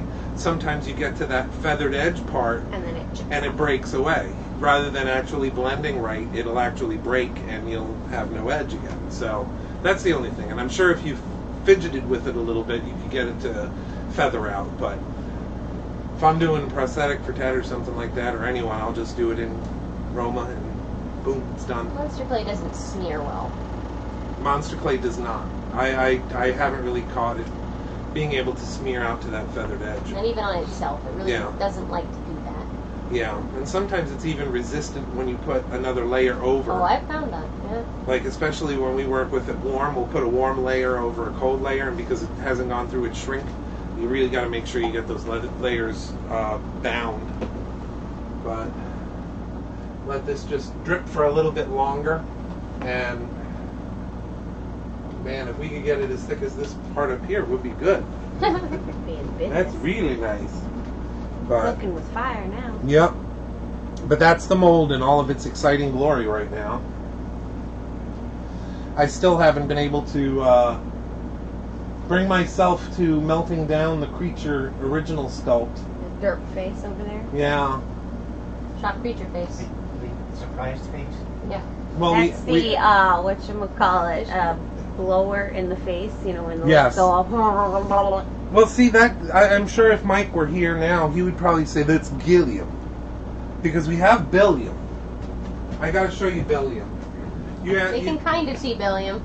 I'm sure some people are wondering, why does he have the decapitated head Yeah. hanging from the ceiling? Well, we can actually talk about this right now in this edition of Flubs, Foibles, and Expensive Goofs. Oh, yeah. Yeah, that's not very cheap. No, Yeah. that was not. This here is an experiment in how materials work with other materials. Billiam here, you guys know that we do the Shakespeare busts, where the head tilts back and then under here you got the thing. Well, this was a failed Billiam. And this was for a couple of different reasons. First of all, this was a new product that we were trying as far as blending two different metals. Because normally we do this with bronze, like straight up bronze. This is a cold cast, by the way. Cold cast metal powder. So instead of doing it with just bronze, we added copper to the mix. If you back up a little bit, they can actually see your face because you're like Yeah. eyeballed in there. Well, adding copper to it changed how the 325 cured a little bit. It cured unpredictably fast. So we got our first coat in there, and it's like, oh, that's setting up already. It's supposed to have, what, a minute pot life or something like that, which is usually enough time to get it in there. And this, mere seconds after we poured it, it just started to shoot off like a rocket. So rather than take a chance in doing another layer and having it, because you get all these little strings, I don't know if you can see in there, but there's like all these little strings that are a pain in the butt to clean up. All those little veins. When you get that going on in a rotocast mold, this is a bad sign. Yes. Things are going awry too quickly, because ideally in a rotocast material, you want its gel cycle to be a little faster than that. Not quite so that it can goop and string everywhere, but rather that it hardens Carl's quickly. online looking at Roma Plastiline clay. He said soft, medium, or firm for appliance sculpts. Again, that's going to be, Preference. how strong your monkey hands are. I like the medium. The harder it is, the more detail you're going to be able to carve in there and get, really, really sharp detail on. But medium is about what I use. And then you can always use baby powder or the canned air upside down to cool it a little bit and get, brush away little crumbs and stuff. But medium is what I use. You can maybe get some of each and see what works best for you, but the medium always did it for me. But yeah, so we abandoned hope on Billiam here, and my cousin liked him so much we couldn't throw it away. So he said, we'll just keep that as Billiam, and now we have Gilliam back there. But that's a cool story to tell, because you get to see what happens to materials when other materials interact in a different Yeah. way. Is And It's slightly again, non-critical. special effects fun. You don't know that's going to happen until you try it. Until Right, that happens. exactly. And then you're like, ah! exactly. You're like the shocked face back there. Yes. And it's like, no matter how many times you use a certain product or do a certain thing, every project is so different as far as undercuts, as far as, the way that you have to vent it, all that stuff, it changes from sculpt to sculpt. I mean, if we did like a regular head, I'll use this dude as an example here. Can't necessarily tell you what it is, but I'll just use it as an example. But you see how it's such a low profile. It's a regular human head. Well, the mold is so much smaller than this guy. And there's no real undercuts. Everything is really easy to cast. This is a latex as well. We're not going to do the creature this thick, because it would be miserable. But this thing here, I mean, we still have to figure out, okay, well, how are we going to pour it? How does it work best? This one, it's the same process. We're using the same materials, monster clay, hydrocal or ultracal or casting latex. It's Casting plaster. plaster. It's all the same stuff, but the way it works together because of the profile of the piece, he's got such a projection this way and back fin this way, and it's wide at the shoulders. It's not just a neck. And all that affects cure time. Yeah. And like the temperature it is now inside the shop, the humidity, everything Yeah. changes day to day to day. And quite honestly, in hindsight, what you looking for? I don't have the keys. You have Those are mine. I hung up yours.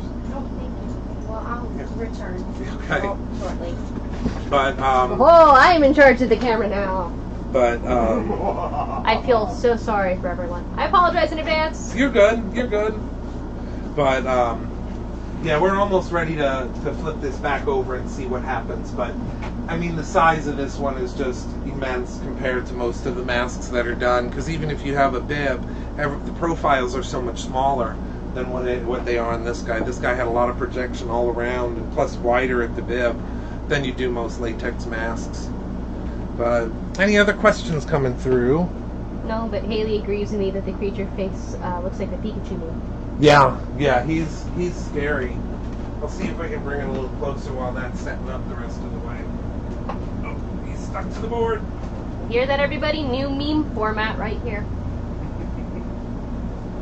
Just tag the creature event, that's all I ask. But this thing is special.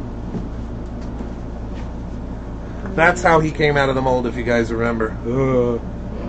Yeah. So, yeah, we had all sorts of fun pulling that one out, but he looks like he's constantly shocked. They're always fun to pull out. Yes. Remember that one human face we pulled out and just the face ripped out and then I wore it around like a mask? Oh, yeah. Scary. Frankenstein. Yeah. Yeah, Frankenstein was good. But I just can't bring myself to get rid of it yet. I think once we have this one cast and it's in cleanup, I'll feel better because then I won't be so lonely missing the creature. Yeah. But any other questions for now? Give it out a couple seconds to catch up. Because then we're probably, if I'm not mistaken, I think we're going to be close to the end of having to do more pours. It looks like it's starting to thicken up a little bit. But it's like right now we are basically 3 in, I think. We did the first to capture all the detail. That was pretty thin. And then the second one, by the time we put that off, or put that in there, the curing rubber kind of speeds up the vulcanization of the new stuff. And then the third one we just put in there. So this will be the 4th.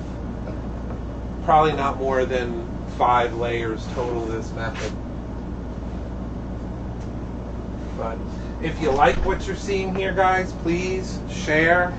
We're trying to get people to, support the event and support what we're trying to do. It's a bunch of good things happening with it.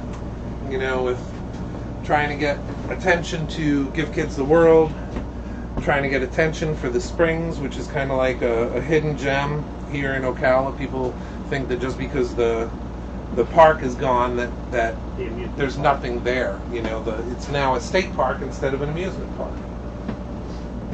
Okay, so Okie dokie. I guess we'll go ahead and just check this out by leaning it, see how we are. Ooh, still pretty wet there. Still very wet. Yeah, we're just not getting a lot of circulation down here, I think. Maybe if you blow something in the tube. Yeah. Well, we've got this thing that I blocked off. We could. Want to turn the hairdryer on cool? I'm considering it, because that would at least get some air circulation up there. Actually, just pull it aside, because then maybe we can stick or if we do like a cross cut, we might be able to just stick the cooling. I do not know where it is. We had it for the hot box. Yes, I know we brought it. In? Yeah, here it is. Oh, haha. It was right there. Something that if it was fake, it would have been you. Yes. Should we turn the air conditioner off again? Probably. Okay.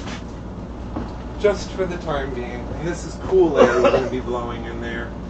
Might get annoying. It may sound good. It may sound, meditation.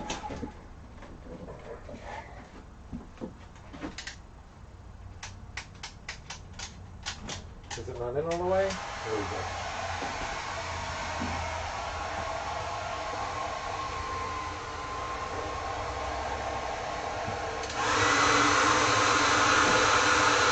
Another glamorous aspect of the job. What? Yeah, right? It's so cool, Brewster. But all we're doing is basically just blowing air in there to kind of crisp up that outer edge. Are you saying you're blowing hot air, Scott? Not hot air, No. cold air. Yeah, we don't want it to be hot because we don't want to superheat this to where it actually starts pulling away from the detail.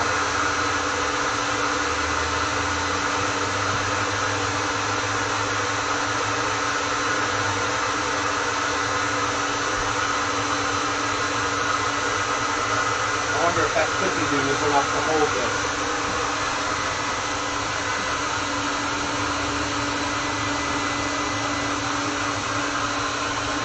Will it fit on here? Will it fit on that blue button? No. Where's the tool? Oh, I see. Whoa! Everything's fine. Gravity check. It worked. Thanks, Haley.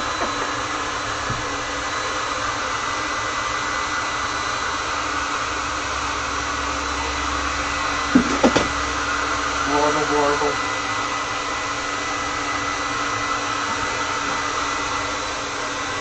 Hang down a little bit. Cindy Grady says hi. What's that? Cindy Grady says hi. Hello, Cindy. We're getting our baby cast. Just taking all sorts of fun.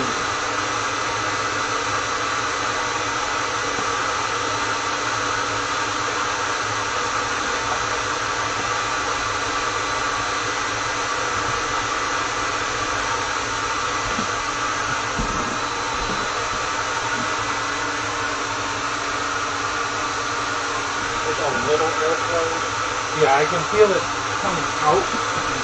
I don't know how much it's getting up in the neck. Probably not much because there's this metal stick in the way. Yeah. And next time we put it back in there, I can remove that thing. What if you guys move it to one side and block the other side with one of the foam board thingies? Or the wooden board thingies. We got lots of board thingies. Yeah. I still think enough is getting up there. Again, we don't want like full air on that because if it dries too quickly, Good it's point. going to start pulling away. Good point. Because as it is now, all of this stuff up here, because the mold was drier on the outside, obviously, than on the inside, so that's why it's kind of pulling real funny. But I don't want it pulling it out either. This one is the one that's really scaring me.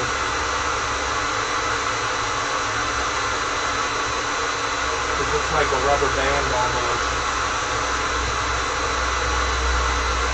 Laser on the cutting. You have a razor blade? Of course you can. Got Somehow behind you. Like Excalibur. Am I worthy? Lady of the Net says yes.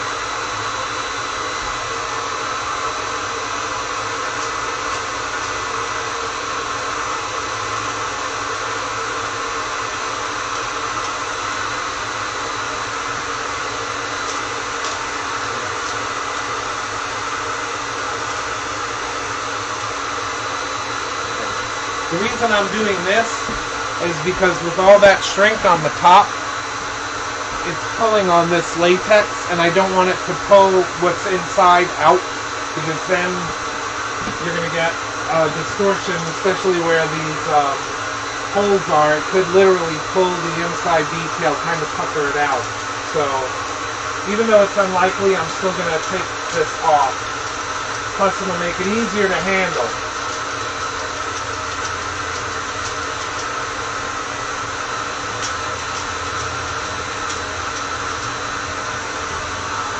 That doesn't bother me. But you see, most times when you do, like see masks in like the Halloween stores and stuff, the real economy ones, they're real thin like this. If we were doing an economy version of this, we'd be done now. But because we want it to have good body and we don't want puckering to take place, and we also don't have a lot of room to reinforce it on the inside, we're just going to make it a little bit thicker. So we're getting there though.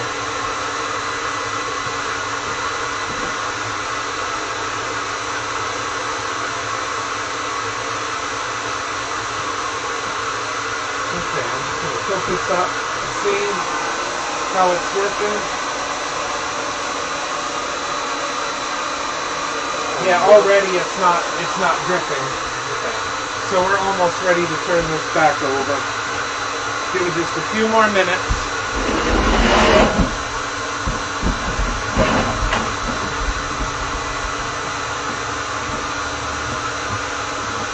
Okay. Fun stuff.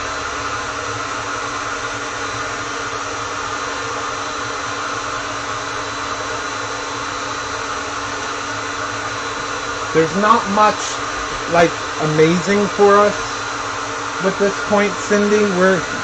I'm always amazed to see the finished product, but this part scares me so much that sometimes I lose the amazement and I go to this terror. Remember, what's that? Remember, there's always a way.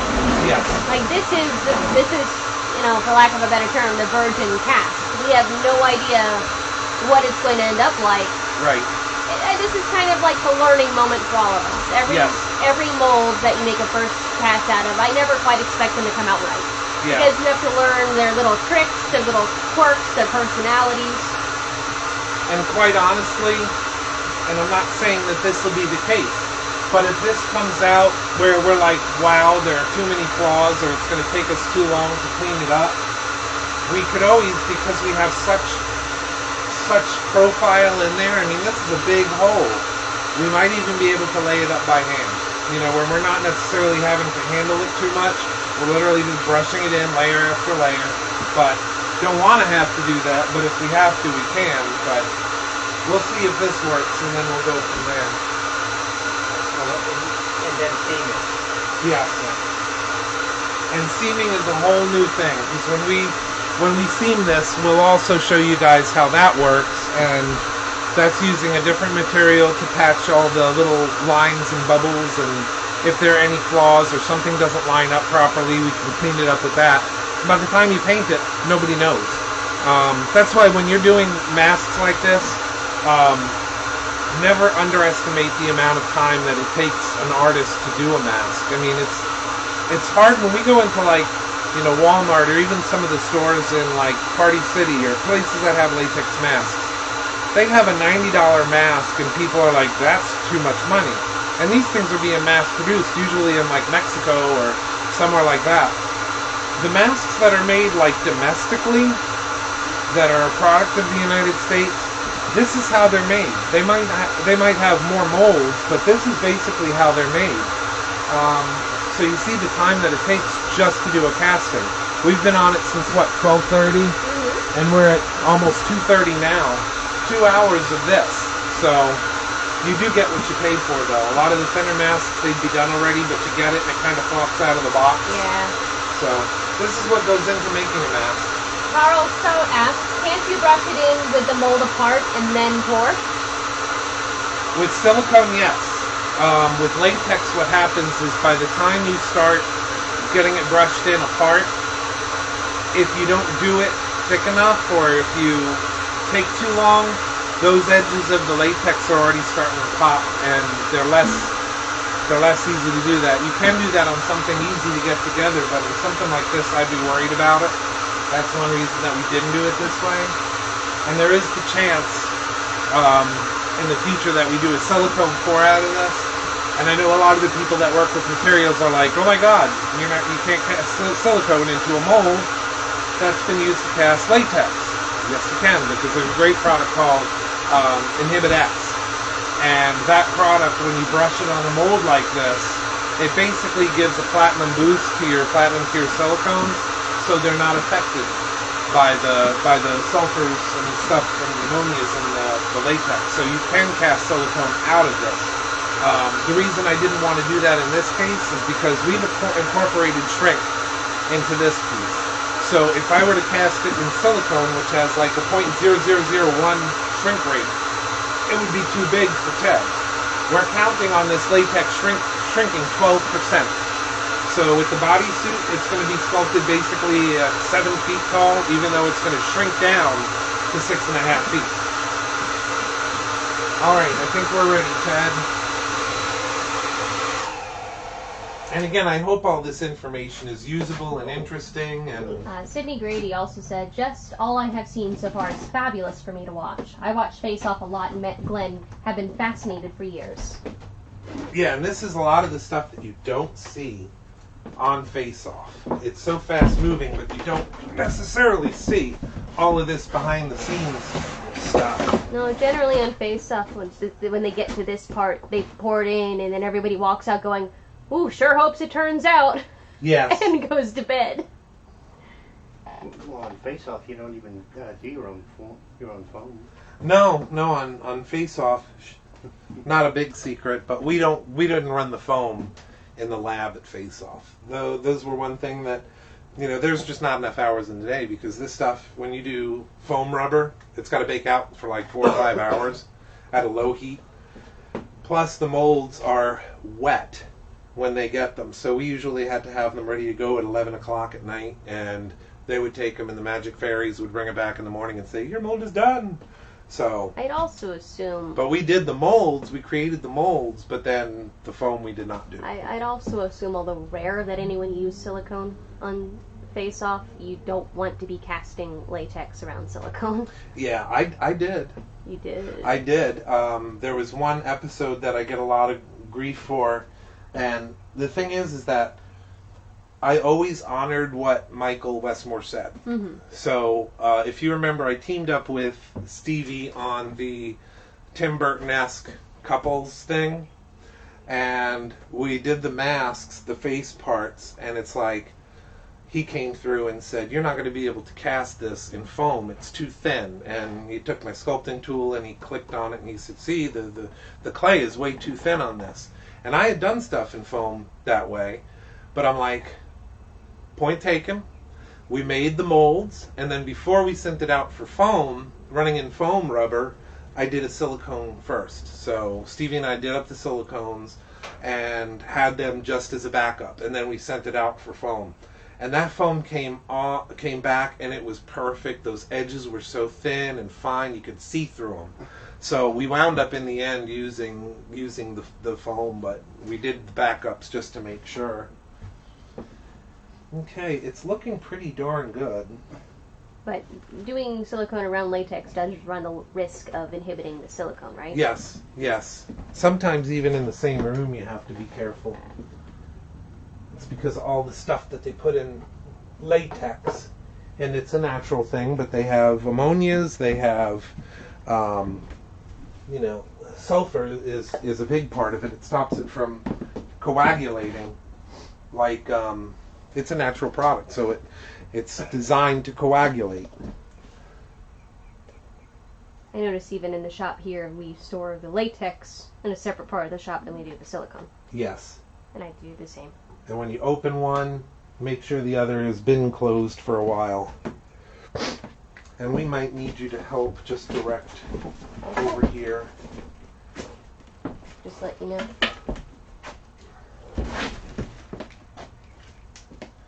Again, fill in the channels.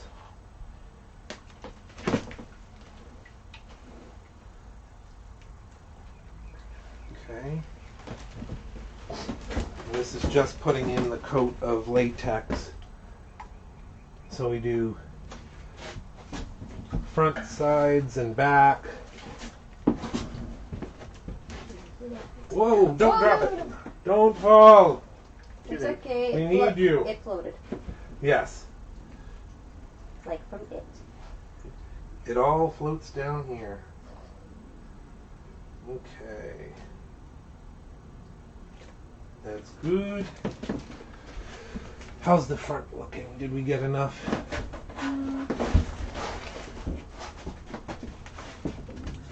We need more. Always.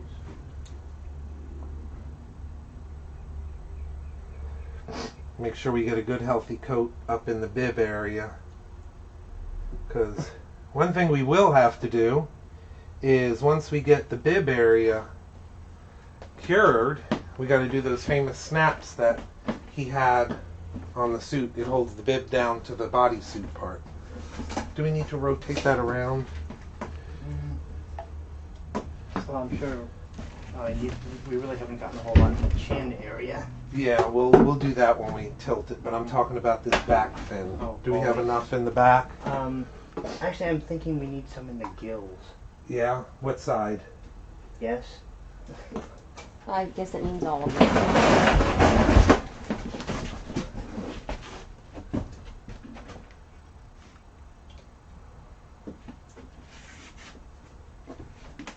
And is there an opening in that bottom that we can pour through this channel? Good question. Yes. Looks like it. Yes, it is. I can see light through it. So. There we go. Look at that. You can see it. That's a good sign. And you were saying in the back of the gills, right? Yeah. Although we could probably just roll it in there. Yeah. You can splash some in. Anika Rakim says, my eye can't stop looking at that Yoda head. LOL. Another project for another day. Of course, if you go through our timeline photos, you'll see some of the puppet that we made for a colleague who was pitching that as a project. I got to get all the crumbs of latex off because if those fall in there, they're going to help to cure that faster than I want it to. Catalyze? So, yeah. I'll be right there, Ted. Just don't want this falling in. All right. How is that looking? Not bad. Okay. It's going to get heavier and heavier for us to lift. Up and over. Down. And now we're going to tilt it into that wonderful chin area. And right now on this, we're definitely going to focus on gills. Hey, Amber. Got a sandwich. Yeah, I'm down. Did you answer all of these questions yet? For the most part. I believe Watch I've that caught up. hole there. Got it. I'm going to go quickly.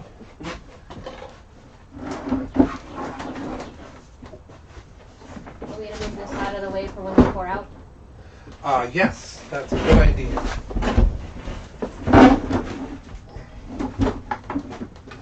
Okay. Got the other gills? All gills are filled? Yes. Okay, then let's tilt it back to where we can push on the face. And I want to get good coverage in that face for a second. Okay. Yeah, let's see if we can lay it down without it pouring out. Yes. Yes. That's happy. That's a happy little accident.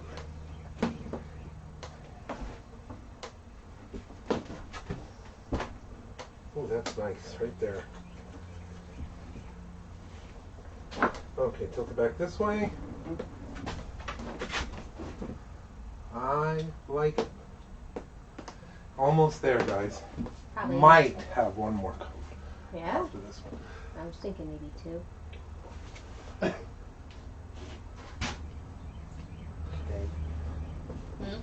Yeah, it's staying. Just like stay. Oh. Did you cut yourself on the mold? I saw red. No, that's a cat scratch. Oh, okay. Cat scratch fever. What jeans do you have on? What jeans do you have on? Blue? His good ones. What kind are they? What kind?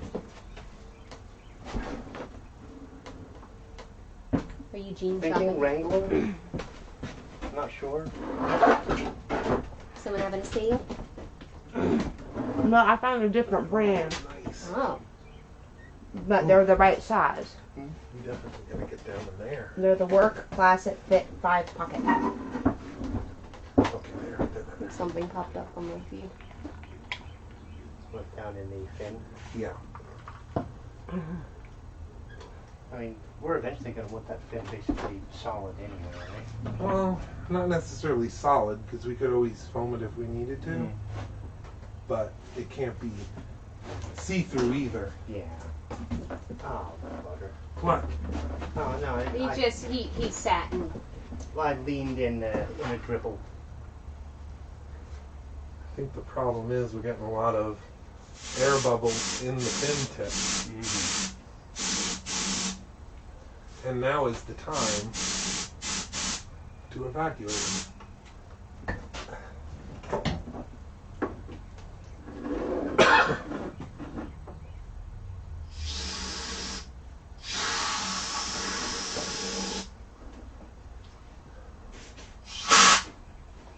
That's nice. Now we got it. When in doubt, blow it out. Okay. Oh yeah. Oh yeah. Oh. ooh, pinkies. I didn't know which way you were going with it. Every way. Okay, Scott did the Kool-Aid man voice, and instead of breaking down a wall, you almost broke your fingers. No, not even. Okay. We're not too close to the lip there, are we? Mm-mm. Okay.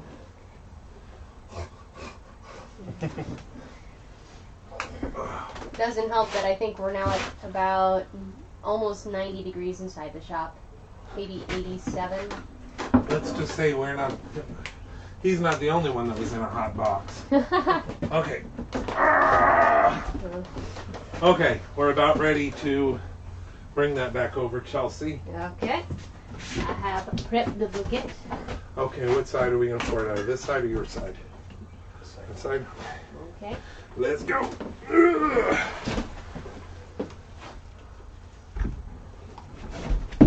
we'll keep going, keep going, keep going. Ooh, goodness, that's strong.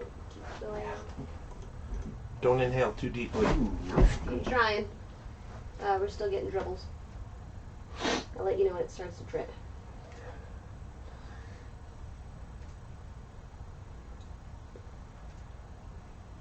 Still going.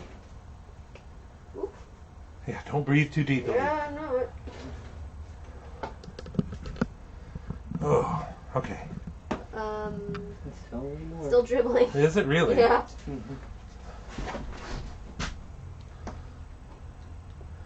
I don't know how this stuff gets heavier as we're holding it. Because your muscles are getting more tired. I guess you're good. Okay. Enough. All right. Good enough. And up.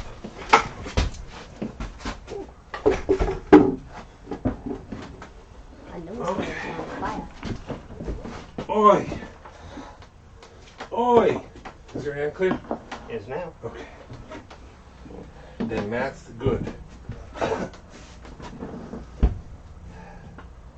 All right. I think we're going to be pretty close. We might do one more, maybe two, but we're close.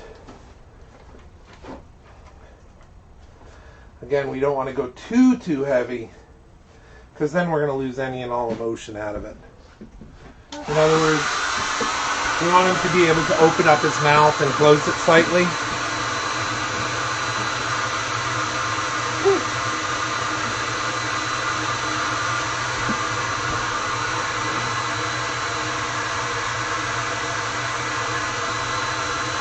looking good. But I can't say, again, we touched on it several times, I can't say how every project is different.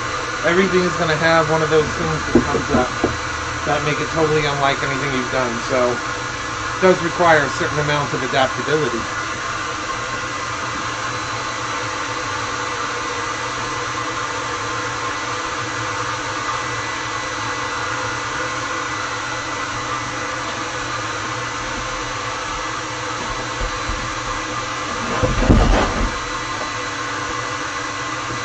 And thank you again, Cindy, and I can't thank you enough. We're all very, very just humbled that people are sharing this as much as they are. Of course, Greg and Gene, everyone that's sharing this on their walls and in groups and stuff like that. And Cindy and RJ, I can't thank you enough as well. As a Kilted Creature, you guys are being such champions for this show, and I can't thank you enough. I really appreciate everything that everyone is doing to get the word out there on this. I really, really appreciate it. We all do. And I know when we're able to go and bring the check down to Give Kids the World after this event, that is going to show the world what Monster Kids are capable of. Because this is an old guy thing. I get it, okay? Most people aren't really interested in a 65-year-old movie. Although there are people in like my generation and the 30-year-old clique that dig it. But Monster Kids, we're putting this on. We're doing it as a group for, not only to celebrate Rico and the things that he did for this film, and we're really hoping, of course, that Ginger Stanley can be a part of it, and, the heirs of the people that were on the movie. But, the ultimate goal is to bring some attention and funds to Give Kids the World, because we've seen firsthand what it does for families that need it and the kids that need it. So thank you guys for getting out there and supporting this and sharing it on your wall and your pages and your favorite groups and that sort of thing. It does mean a lot, the world to us.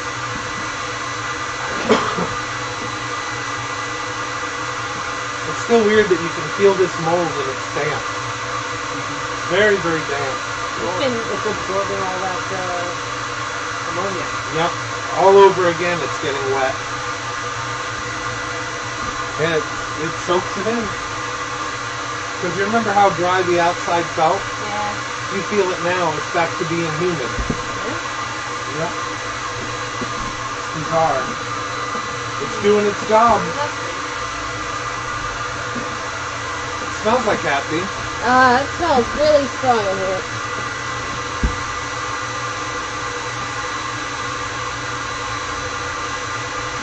Are you thinking today is a Boba Tea day? It might be. Yeah, that boba tea would be really good about now. It might taste like ammonia. We won't be able to drink it in here. But yeah, what was that? Look what I got. Very cool. Times 3. $40. Nice. Yeah, what was the name of that place? Lotus. If you're in Ocala area, look them up. Lotus. They deal with a lot of vegetarian and health foods, that sort of thing, with an Asian bent. But yeah, we get boba tea up there, frozen boba tea. They have all different types of teas. But we get the... And they have a beautiful little stand right in the front with like soap and like handmade, all the natural handmade soaps and stuff. And we're big about supporting local business, honey so. and stuff. Yep, local honey, good for allergies. Nothing else you've gotten local at grass-fed least beef for a myself, while. Yeah. and I'm sure others interested in the creature and all of his history. Very cool. Yeah, that's one of the side benefits too, and I love that about having been on Face Off, is it gave me a chance to talk to a lot of young kids. That seemed to be my demographic. I had a good amount of fans in the 30 to 40 range, but really it was the 40 and up and like the 15 and under. I don't know why they were drawn to me and loved me so much, but you see my fans at the shows and stuff, and it's one of those Because you two. ooze old guy dad. I guess. And I'm cool with it because You're an old guy and a dad. so many young people that want to do this stuff, they come up to me and they ask me where to start, or how to get into this industry. I love it. I love it. It's a great responsibility, but you don't want to mislead them. And It's not as glamorous. not as glamorous. And that's one thing I love, because they'll come up and they'll say, I want to get into special effects. What do I need to do? It's like, what do you want to do in special effects? There's so many different things that you can do, from lab work, doing the actual sculpts or the molds, or the foaming process where you have to be more chemist than anything else. There's the appliance people, the people that actually put it on the models. They have to have union cards in most cases, but then what about fabrication? Are you going to do any kind of mechanism or bladders or squib hits, or are you just into doing props, maybe like arms, severed arms and severed heads and stuff like that, or masks, weapons, prop weapons. So special effects is such a big genre, big industry. So what part do you gravitate towards? In our shop, we do everything. We need everything, and we kind of have to be jacks of all trades. And if someone comes into our shop, like maybe Chelsea didn't have an experience in one thing, but she had a lot of experience in another, you can build on that. And then I think you could probably talk more about this than I, but coming into a shop where you do a little bit of everything, it kind of makes you a rounder artist. Oh, I prefer that. That's how I learned art to begin with. Right. So you find a little bit of everything, watercolor, oil painting, charcoal drawing, normal drawing, figurative drawing. With a good foundation, you can start to piece together how to do many different things. Right.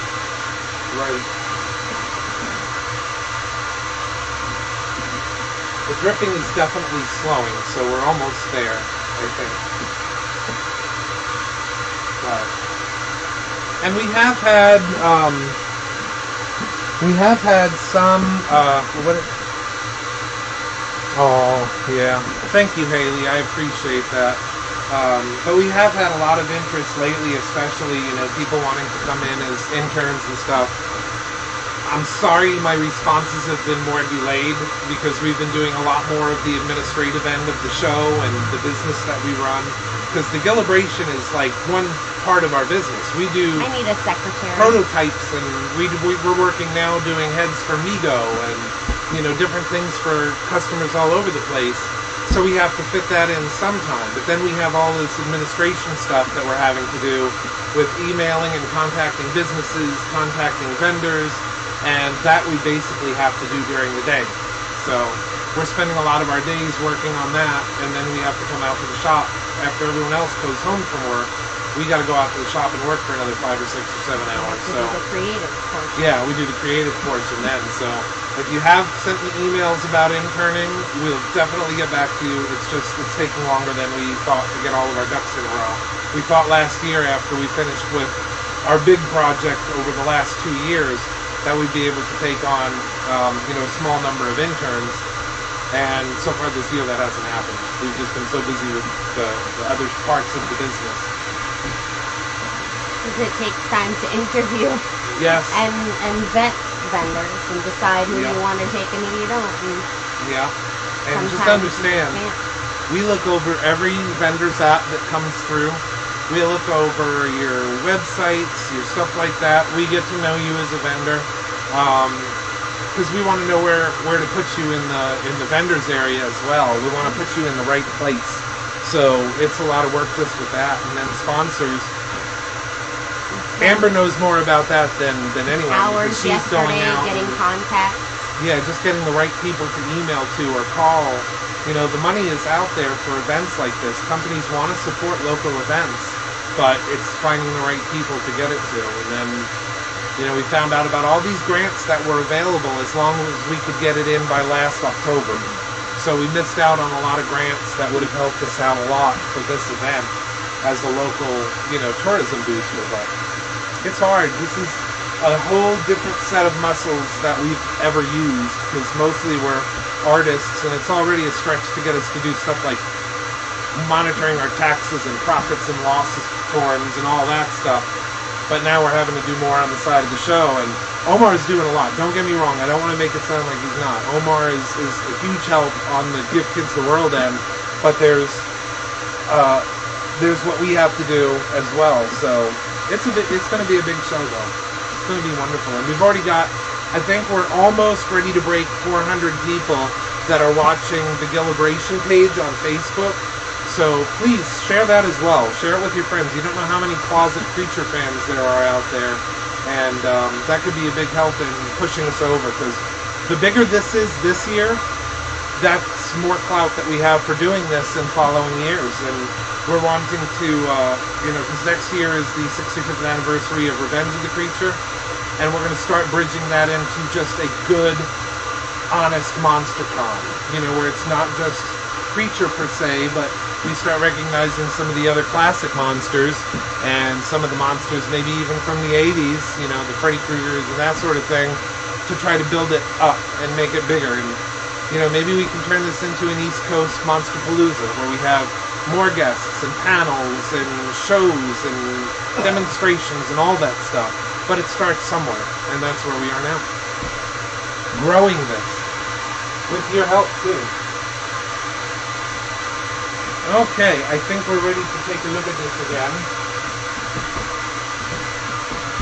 As long as we don't have a lot of dripping going on, we should be ready to at least get it back in there. Let's tilt it towards the nose first. We'll take a look at how it's looking.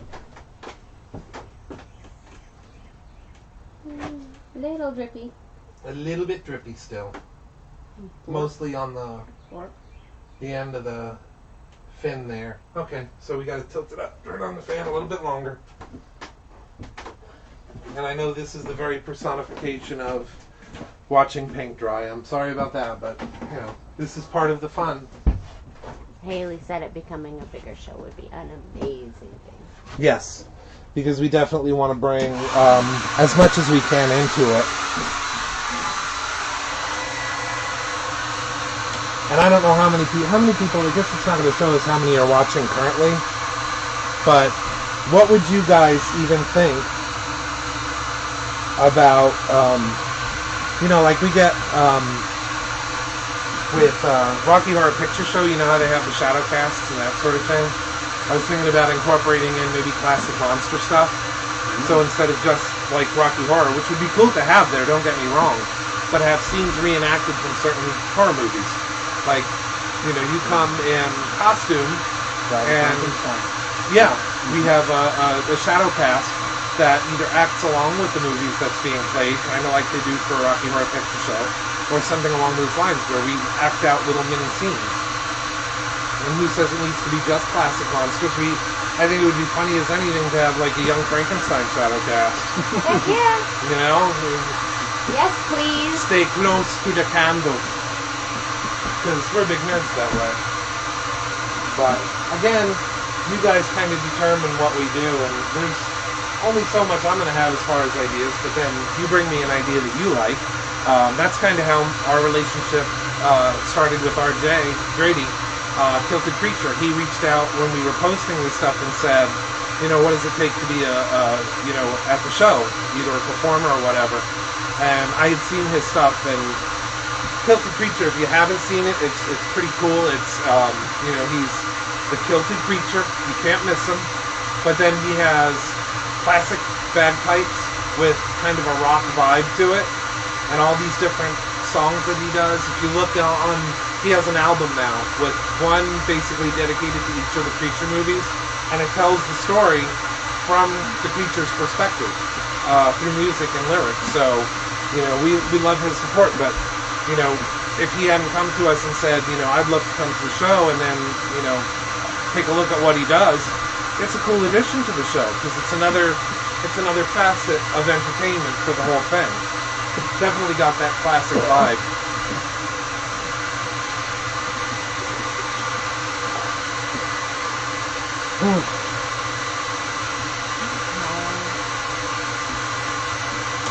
I need water. You have some.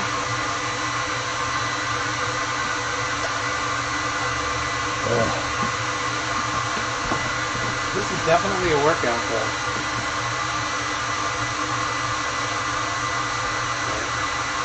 Any other questions, feel free to ask.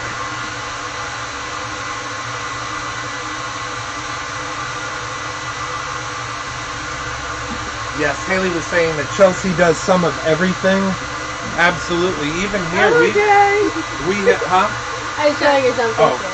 we have kind of tapped her to do so many different things, and you guys already know she dragged me kicking and screaming into the 21st century with as far as getting us a website.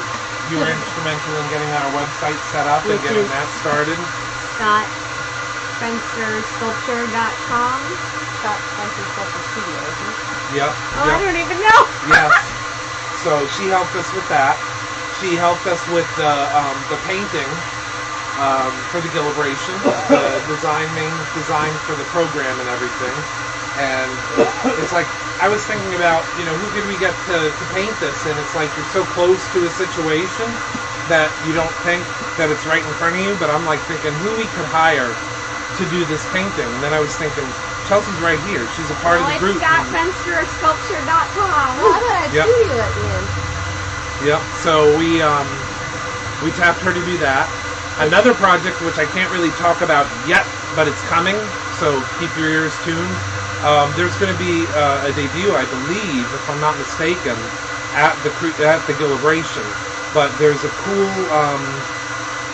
collectible, I guess you would say, coming out, and we needed to do an outfit for this collectible, kind of like I don't know, an 8-inch format action figure. I guess I can say that. But we had to do a suit for this thing, and she came up with the basis for the Gill-A-Bration, or the suit for this figure. So more is coming on that soon. But like dye sub printing designs and stuff like that. So she's been really cool to have around, because there's not much we can throw at her that she's not like, I can do that. And if I can't do that, I'll at least take a piece of whack at it. That is basically my motto for life. Yeah. We've never been disappointed. So. I think the hair blow dryer decided it was done doing that. Let's see if it's done. No drips. No drippy. No drips. Okay. Still shiny, but no drip. So we're good. Okay. So we're just going to tilt it that way and in with the butt facing back.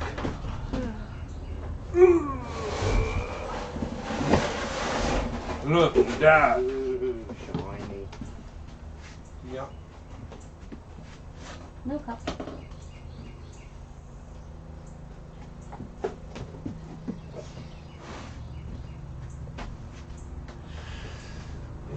It's hard to tell maximum thickness here. Yeah, I'll bet, since everything seems to be sealed up well, we could probably pour in the whole thing and do it well. I think you would be correct. Mm-hmm. I would say go for it. I'm the queen of don't take a chance of wasting the materials. Yeah, this is true. Yeah, I am a little bit concerned. With what? And it's Because starting to pull away. 'Cause actually, it's if you want to bring the camera over here, I'll show you what we're talking about. Now, this corner is more because we've had some stress on this, but you see how this is flipped up, and it's already starting to shrink away from the mold area. So this latex is already starting to shrink up. It's slow, but see how it's kind of puckered? That's because this area is lifting. This area, which was flat, is now popping up. This area is all kind of popping away from it. These flaps and folds and stuff, and they're starting to pop. So rather than take a chance and have that start to pop and distort, I think we will do that. We've got enough material, I think, in the head, and we'll still rock it. What we'll do is we'll fill it up just to the shoulder line. Can you lift it up And then- down inside? And then rock it and kind of burp out the air bubbles that might form under the gills. And in the chin, we'll just rock it at maybe close to a 45 degree. And then we'll fill it up to the top of the lip there. Wherever we're left with material, really. Yes. And it's going to be heavy. Oh yeah. Heavy. That's heavy, Doc. Yes. And I don't want to pour it in too quickly because we don't want to displace the curing rubber. So So we're going to go very slow. Go ahead and bring that back again. I'm not trying to pour it there. You also don't want it to splash in, because you can see all those air bubbles in there. We're already getting a ton of air bubbles.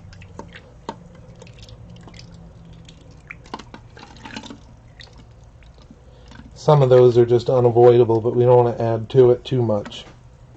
Thank goodness we're not an ASMR channel. ASMR. It's essentially balanced audio. Ah. Okay, so we have enough in there that we're going to start rocking it.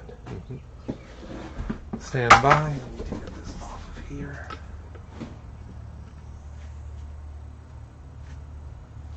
Okay. Slowly. Okay. That's a lovely noise. Yes, isn't it? Oh, goodness.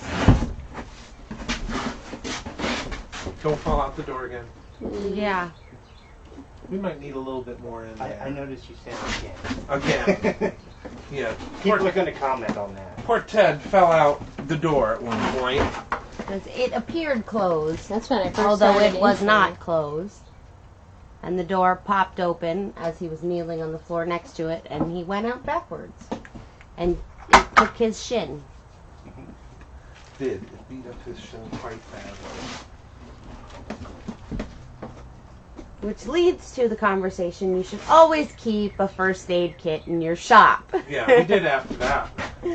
Just so you guys know, Of course, now we haven't needed it. this kind of looks like a choreographed scene from like a really artsy version of Stomp.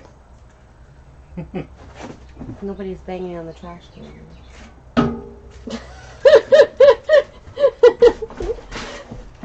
And I'm going to go back a little bit. Can you get that? Yeah, well, yeah, I don't want him to step in it. Can you get like a scrapey thing and grab that flap there so that it doesn't I do not have a screen. dislodge and Those land baby things inside. are Rock dirty. it this way a little bit too, and then to burp out the chin. It's pretty well adhered. I'm worried if I dislodge it, I'm going to make more crumbles in. Yeah, it's better to just leave that for now. Because that skin, technically, we should pull out before we seal it up. Otherwise, it's going to accelerate what's in here.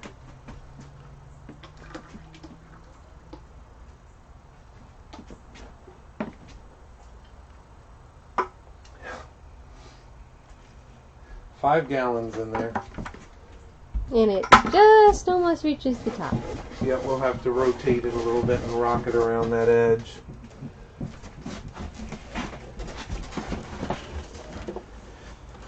Ooh. Oh, goodness. oh, for the love of Pete, come on, guys.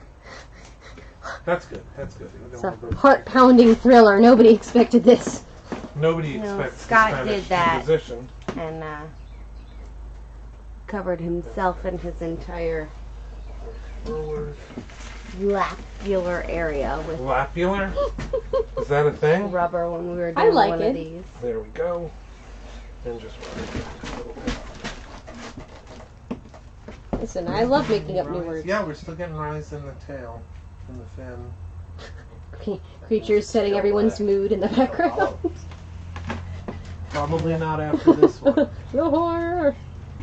And what we can do is, before we remove that from the mold, we can probably take up some Cabicil and mix the Cabicil in with the latex and then just squeegee it in there so we know at least the tip of the fin is covered. And you could also do that after the fact. But I know by looking in this hole, because now we probably have less than a pencil's diameter of a hole, and we had at least double that. Mm-hmm. So you figure half the width of that, we're probably at where we need to be. This just has to sit there for a little bit and dwell. And the top line does not gradually go or quickly rapidly receding like it Right. was in the first pour where we had leaky McJuicerson. Yes. And this just keeps material in there.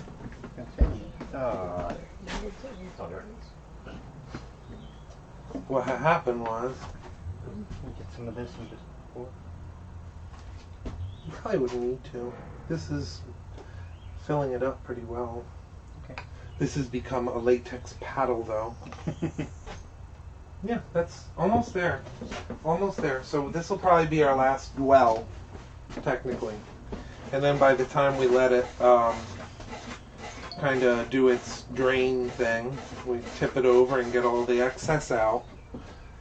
And then it's about drying. So we'll probably have to come back, dare I say, tonight, because it'll probably take a good few hours, maybe 4 hours, to get dry enough to where we can remove it from the mold. And then we get to see how much cleanup we truly have to do. And then also, before we get our next one going, we're going to need probably another gallon of latex. Because this, just judging by volume, and we did lose some, but not like a ton. Well, some there and some in the bag. Yeah. So we probably have a good part of maybe half a gallon of material in the mask itself. And 5 gallons is 40 pounds. 40 net pounds. So that gives you an idea how heavy this is going to be. It'll be like a 4-pound mask. Yeah. And honestly, most silicone masks are about 4 pounds as well.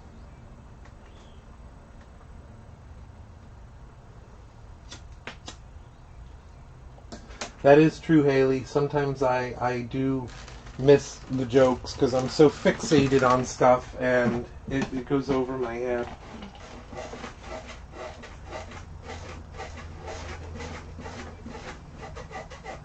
I see a booger that needs to come out. I spy it with my little eye. A mixing stick, one of the small ones. Small ones, right there behind you. Popsicle Behind stick. you. Yeah. You mean a popsicle stick? There is no popsicle on this. It is a small Oh, mixing but stick. right about now, I wish there was. Yes. Now, what it says on the box, however, is craft sticks. Yes.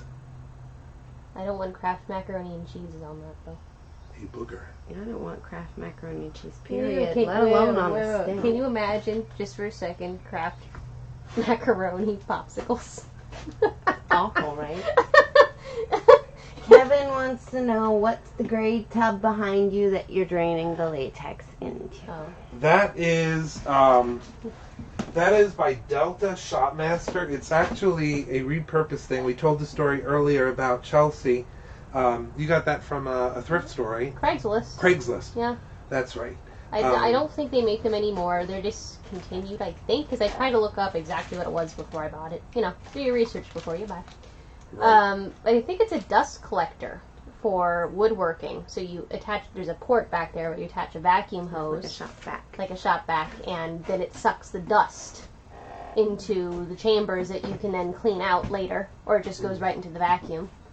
But I wanted to use it as a sort of a vacuum form machine, because it already has a nice sturdy base and it has a metal top, which we have taken off Yes. to use for the drain tub. So now it is a multi-purpose thing. Yes.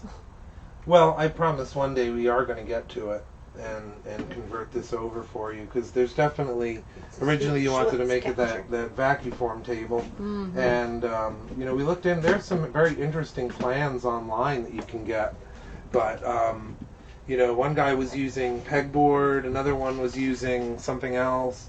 I was thinking, if we got a top to this, like the air hockey tables, that we might be able to turn that into something, only it would need more holes probably. But just converting it, because it does work very well as a suction device. So by hooking up a vacuum pump or something like that, you can get a lot of power, and then you just got to heat up the material. Maybe a gasket as well. Yes. Of course, we can make those. Yeah, we even have silicone lying around. Yeah. Just brush on a layer. If we've got any old silicone, that's usually or extra. You just pour up whatever. There's a cup over there behind you. We love that one there. And there's one laying on the side over there that both need to go in the trash. I don't like wasting anything, and for silicone especially, I love using And the paper towers. I love using the extra silicone you might have left in a bucket when you're working on stuff. I like using that to make mixing pads, because like when you mix up for epoxy and stuff like that, you can actually make it on, yeah, there's one. But it's really soft, and it's just a silicone pad that then you can mix up epoxy or urethane or fiberglass or anything on those. In a previous life, I used to use them because girls like to put hot curling irons down on the counter table. Oh. And it burns the table when you put it down there. So I made up a bunch of those in my previous life and left them in the bathroom so there was something to put it on. You know, so it didn't destroy, because more than one cabinet had stuff like that on it. It made me want to... That's only dumb girls that do that. Yes, that's true. My hair's naturally curly. I don't Mine need too. it. I don't need it any crazier than it is. Yes. Yes. Our hair needs no help. No, but then you get the other thing where my hair is so curly I need to straighten it. I hate doing that too. And those things also have a coating around the edge that should not burn your countertop. I have never have to burned be my really countertop. good. You gotta be spectacularly talented to do that. Just I heard the most amazing thing. I think I just heard a lizard running on top of the Skittering tin roof. across Yeah. the roof. Oh, that would make me happy. Welcome to our wildlife show in our shop. Hey, we don't have any rodents. No. Yet. Been there, done that. Oh, he's running along the wall. I just saw him go by the window. That's kind of horror movie-esque. Yes. We have a lot of lizards that do that. In our dining room? I missed your comment, Haley. What was gross? The little booger. booger? That was just a baby booger.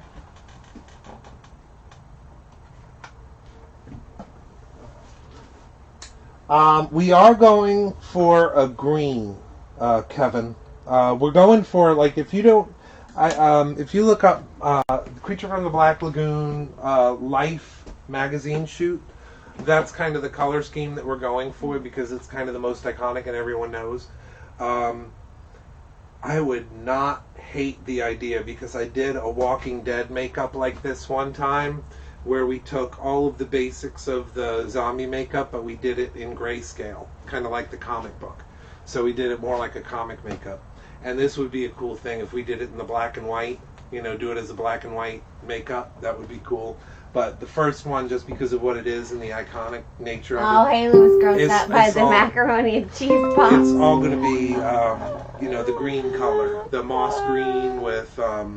we're looking into that now as far as all the stuff that we can do with it, because we wanted to kind of give him a little bit more of a high-def treatment, because people are going to be able to walk up on him. And like in the old one, it had, if you're familiar with it, it had the moss green, but then it had darker green airbrushing, and it had like this brown or copper kind of look to it, dry brushing and that sort of thing. So we're thinking about maybe experimenting when we're doing this on a color shift paint, that when you're looking at him in natural light, that there's a slight shift from that green to the copper. But we're going to have to do tests first. I don't want it to be schlocky, and I don't want it to have a gimmick, but I want it to be as real as we can, because, let's face it, in the day when that was done, it was meant for filming, and it was not a high-def world at that time, so they could get by with a lot. And now we're going to have people walking up on it, so it's got to be true to the original. In some ways, it has to be better than the original, because people are walking right up on it, and people taking pictures of it, and it being photographed in high def. So it's daunting in that. But we want to keep the intent of Millicent Patrick and the rest of the people that came up with that intact. We want it to be true to the original as well, if that makes sense. Hello, Donald. Good to see you again. Oh yeah, mac and cheese pops. No. And what's the deal? Is this a joke about the Game of Thrones Oreos? Is I don't anyone know. else seeing those? I don't know. I mean, I love Oreos. I saw like the purple moon ones that are going to come out too or something. I love Oreos so much, but now I feel like there's almost too much Oreo. Like, it's hard for me to eat that much Oreo, and now there's like too much to choose from. How about the mega stuff? Okay, that's brilliant. That's just the right amount of Oreo. I would argue they finally perfected the Oreo. They need to do nothing else. I am a classic double stuffed girl. Really? All day. But I used to take the double stuffs and you take off one, No, like that's half gross. a cookie, and then you like scrape Quadruple off. stuff? That's how you get diabetes. But then you scrape off all the frosting Diabetes. and you make like a Yeah. frosting bowl. Gonna get the Wilford Brimleys. You wake up one day and there's a knock at your door, and you think it's the guy with the check from the Publishers Clearinghouse, and it's They Wilford said, Brimley. like the color shift idea, talk to Surrealist Makeup. They do a lot of color shift. That's figures. Haley, right? Yeah. Yeah. And then I told him, Haley, I told Scott that you introduced me to her and that she had some of the Where- best colors. Yeah, where do you think we got our idea for that? Kevin says, when complete, will you gloss coat the entire suit to give it a wet look? Yes, that I think we have to do. At least satin. But, we were experimenting with the They're not bust. going to let me in the springs. Yes. Yeah, we're probably not going to get to actually get in the water at the springs.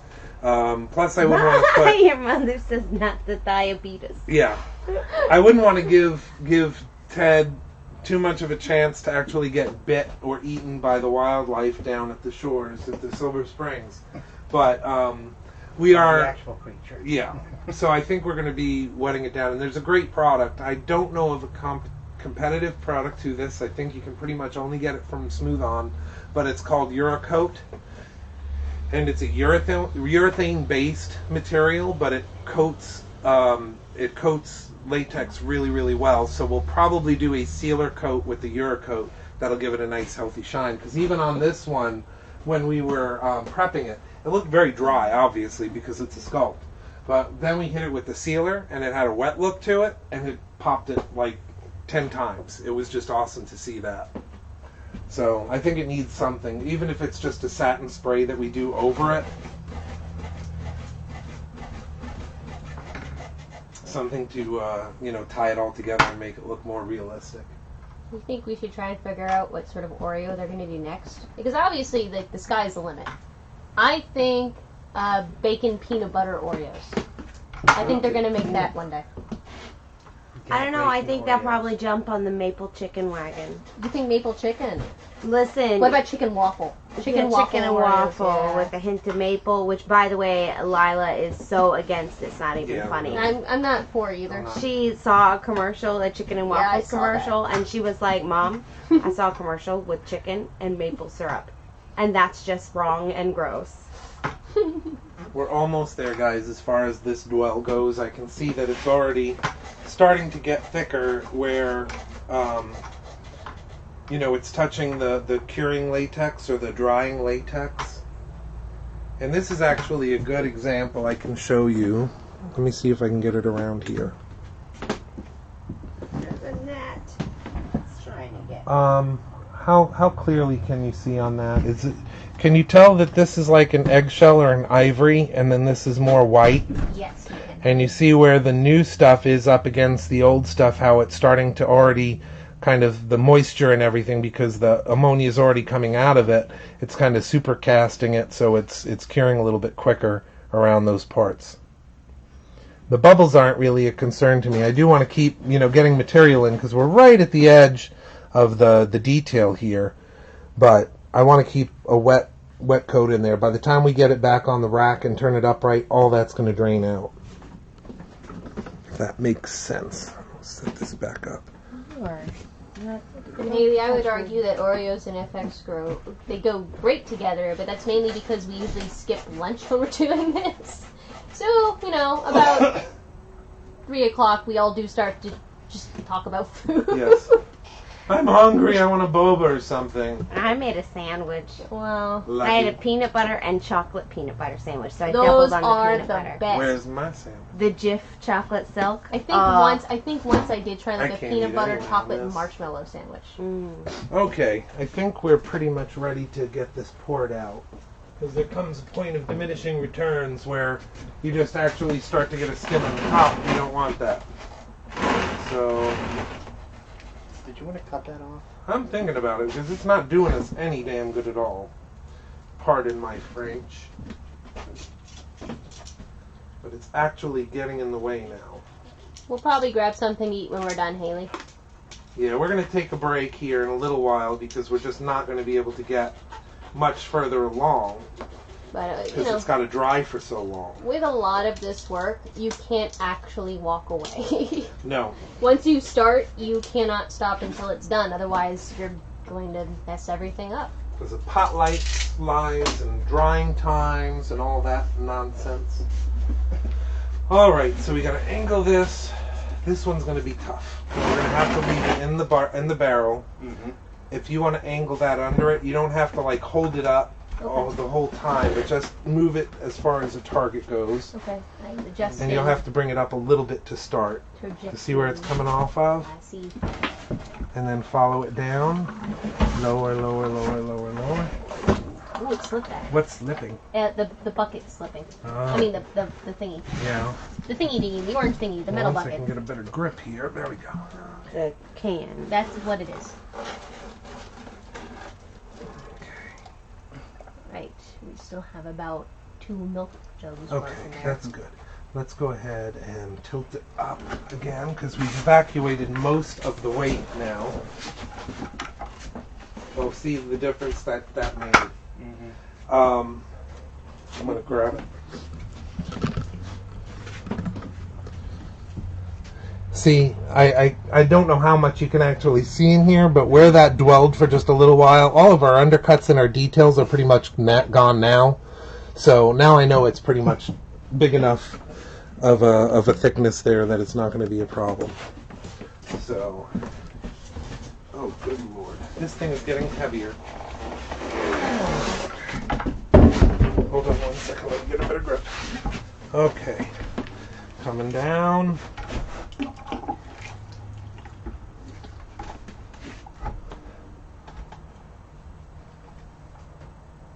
Watch your head. Yep. And keep your hands Yep, as they're clear as you clear. can. Oh, So- cramp. Uh-oh, where? In my hip. Oh, It's no. okay, I got it. I got it. It's just temporary pain. We'll be Okay, fine. you're still getting dribbles, but it's starting to be interrupted dribbles. Okay. I'll tell you when it starts to actually separate and drip. We're still going, we're still going. You're starting to get slow drips now. Slow drips? Yep, slow drips. Okay, up.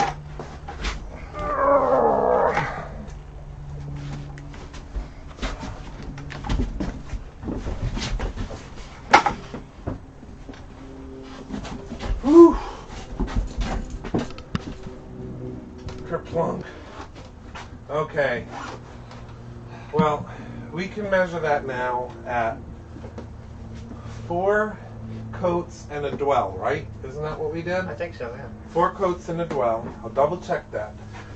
But now once we do this and we see the casting, the result of the cast, then we'll know how well our plan worked. And we'll be able to judge thickness of material when we cut off the flange there, the flashing, especially around the base. Because at that point we see how thick we are actually on the mask. And there are tricks that we can use as well if we need to. You know, we can always beef up the inside a little bit here and there. But I think that's where we are for now. Are there any other questions before we take a break? Yeah, I definitely agree, Haley. You know, you can get lost in just the process so easy. But any other questions before we take a short break? I'm going to say let's plan on maybe coming back tonight. I'll be able to check the flange and everything and see if it's starting to pop on its own. We'll keep the air on it for a little while. I know you probably won't be able to be here though by then. What time is it now? 20 after 3. Okay. What works better for everyone involved? Doing it tonight or Well, I can't come back tomorrow. you can't? Oh, that's right. You gotta. Yep. Well, You can go ahead and do it that way. It's okay. We're going to be doing a lot of this. yes. Yes. Well, let's do this. We'll check back in one way or the other tonight. I'll go ahead and make a post and give you guys heads up as far as when we're going to start. But we've got what? How many hours in it now?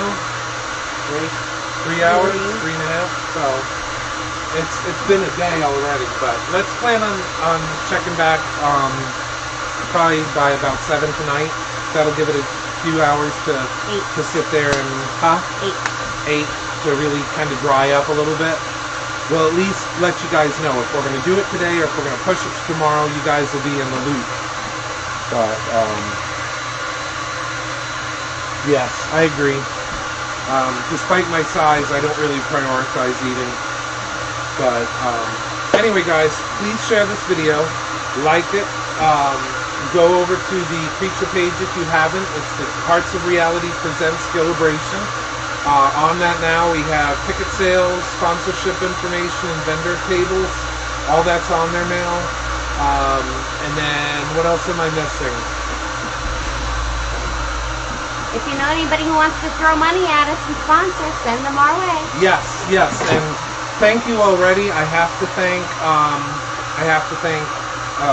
Pache Airbrush, big supporter of our shop. They're one of our sponsors that are helping us. We're actually going to use probably everything on this one as far as what they offer, so you guys will get to see what I talk about when I say they're a shop workhorse, because they have something for everything. In fact, the compressors we have are even Pache. So we've got them.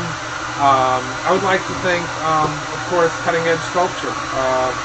Rob's tools are some of our favorites now. Local guy to us too, so he's a big help. So his tools, every range, every size, really good tool. And for everyone that just helps us out, like Tilted Creature, our dig lady and his wife, and I gotta give props again, of course, to my crew here: Ted, Chelsea, Amber, Michael. I can't do this stuff by my own self, so they help every day. And I gotta throw a thank you again to Gene Crowell for helping so much with photo reference. He still sends me a bunch even today, so Gene, if you're watching, thank you, keep them coming. It doesn't annoy me ever. And we'll see you in a few hours, so check back and we'll see how this thing is going on the next episode of This Old Mold.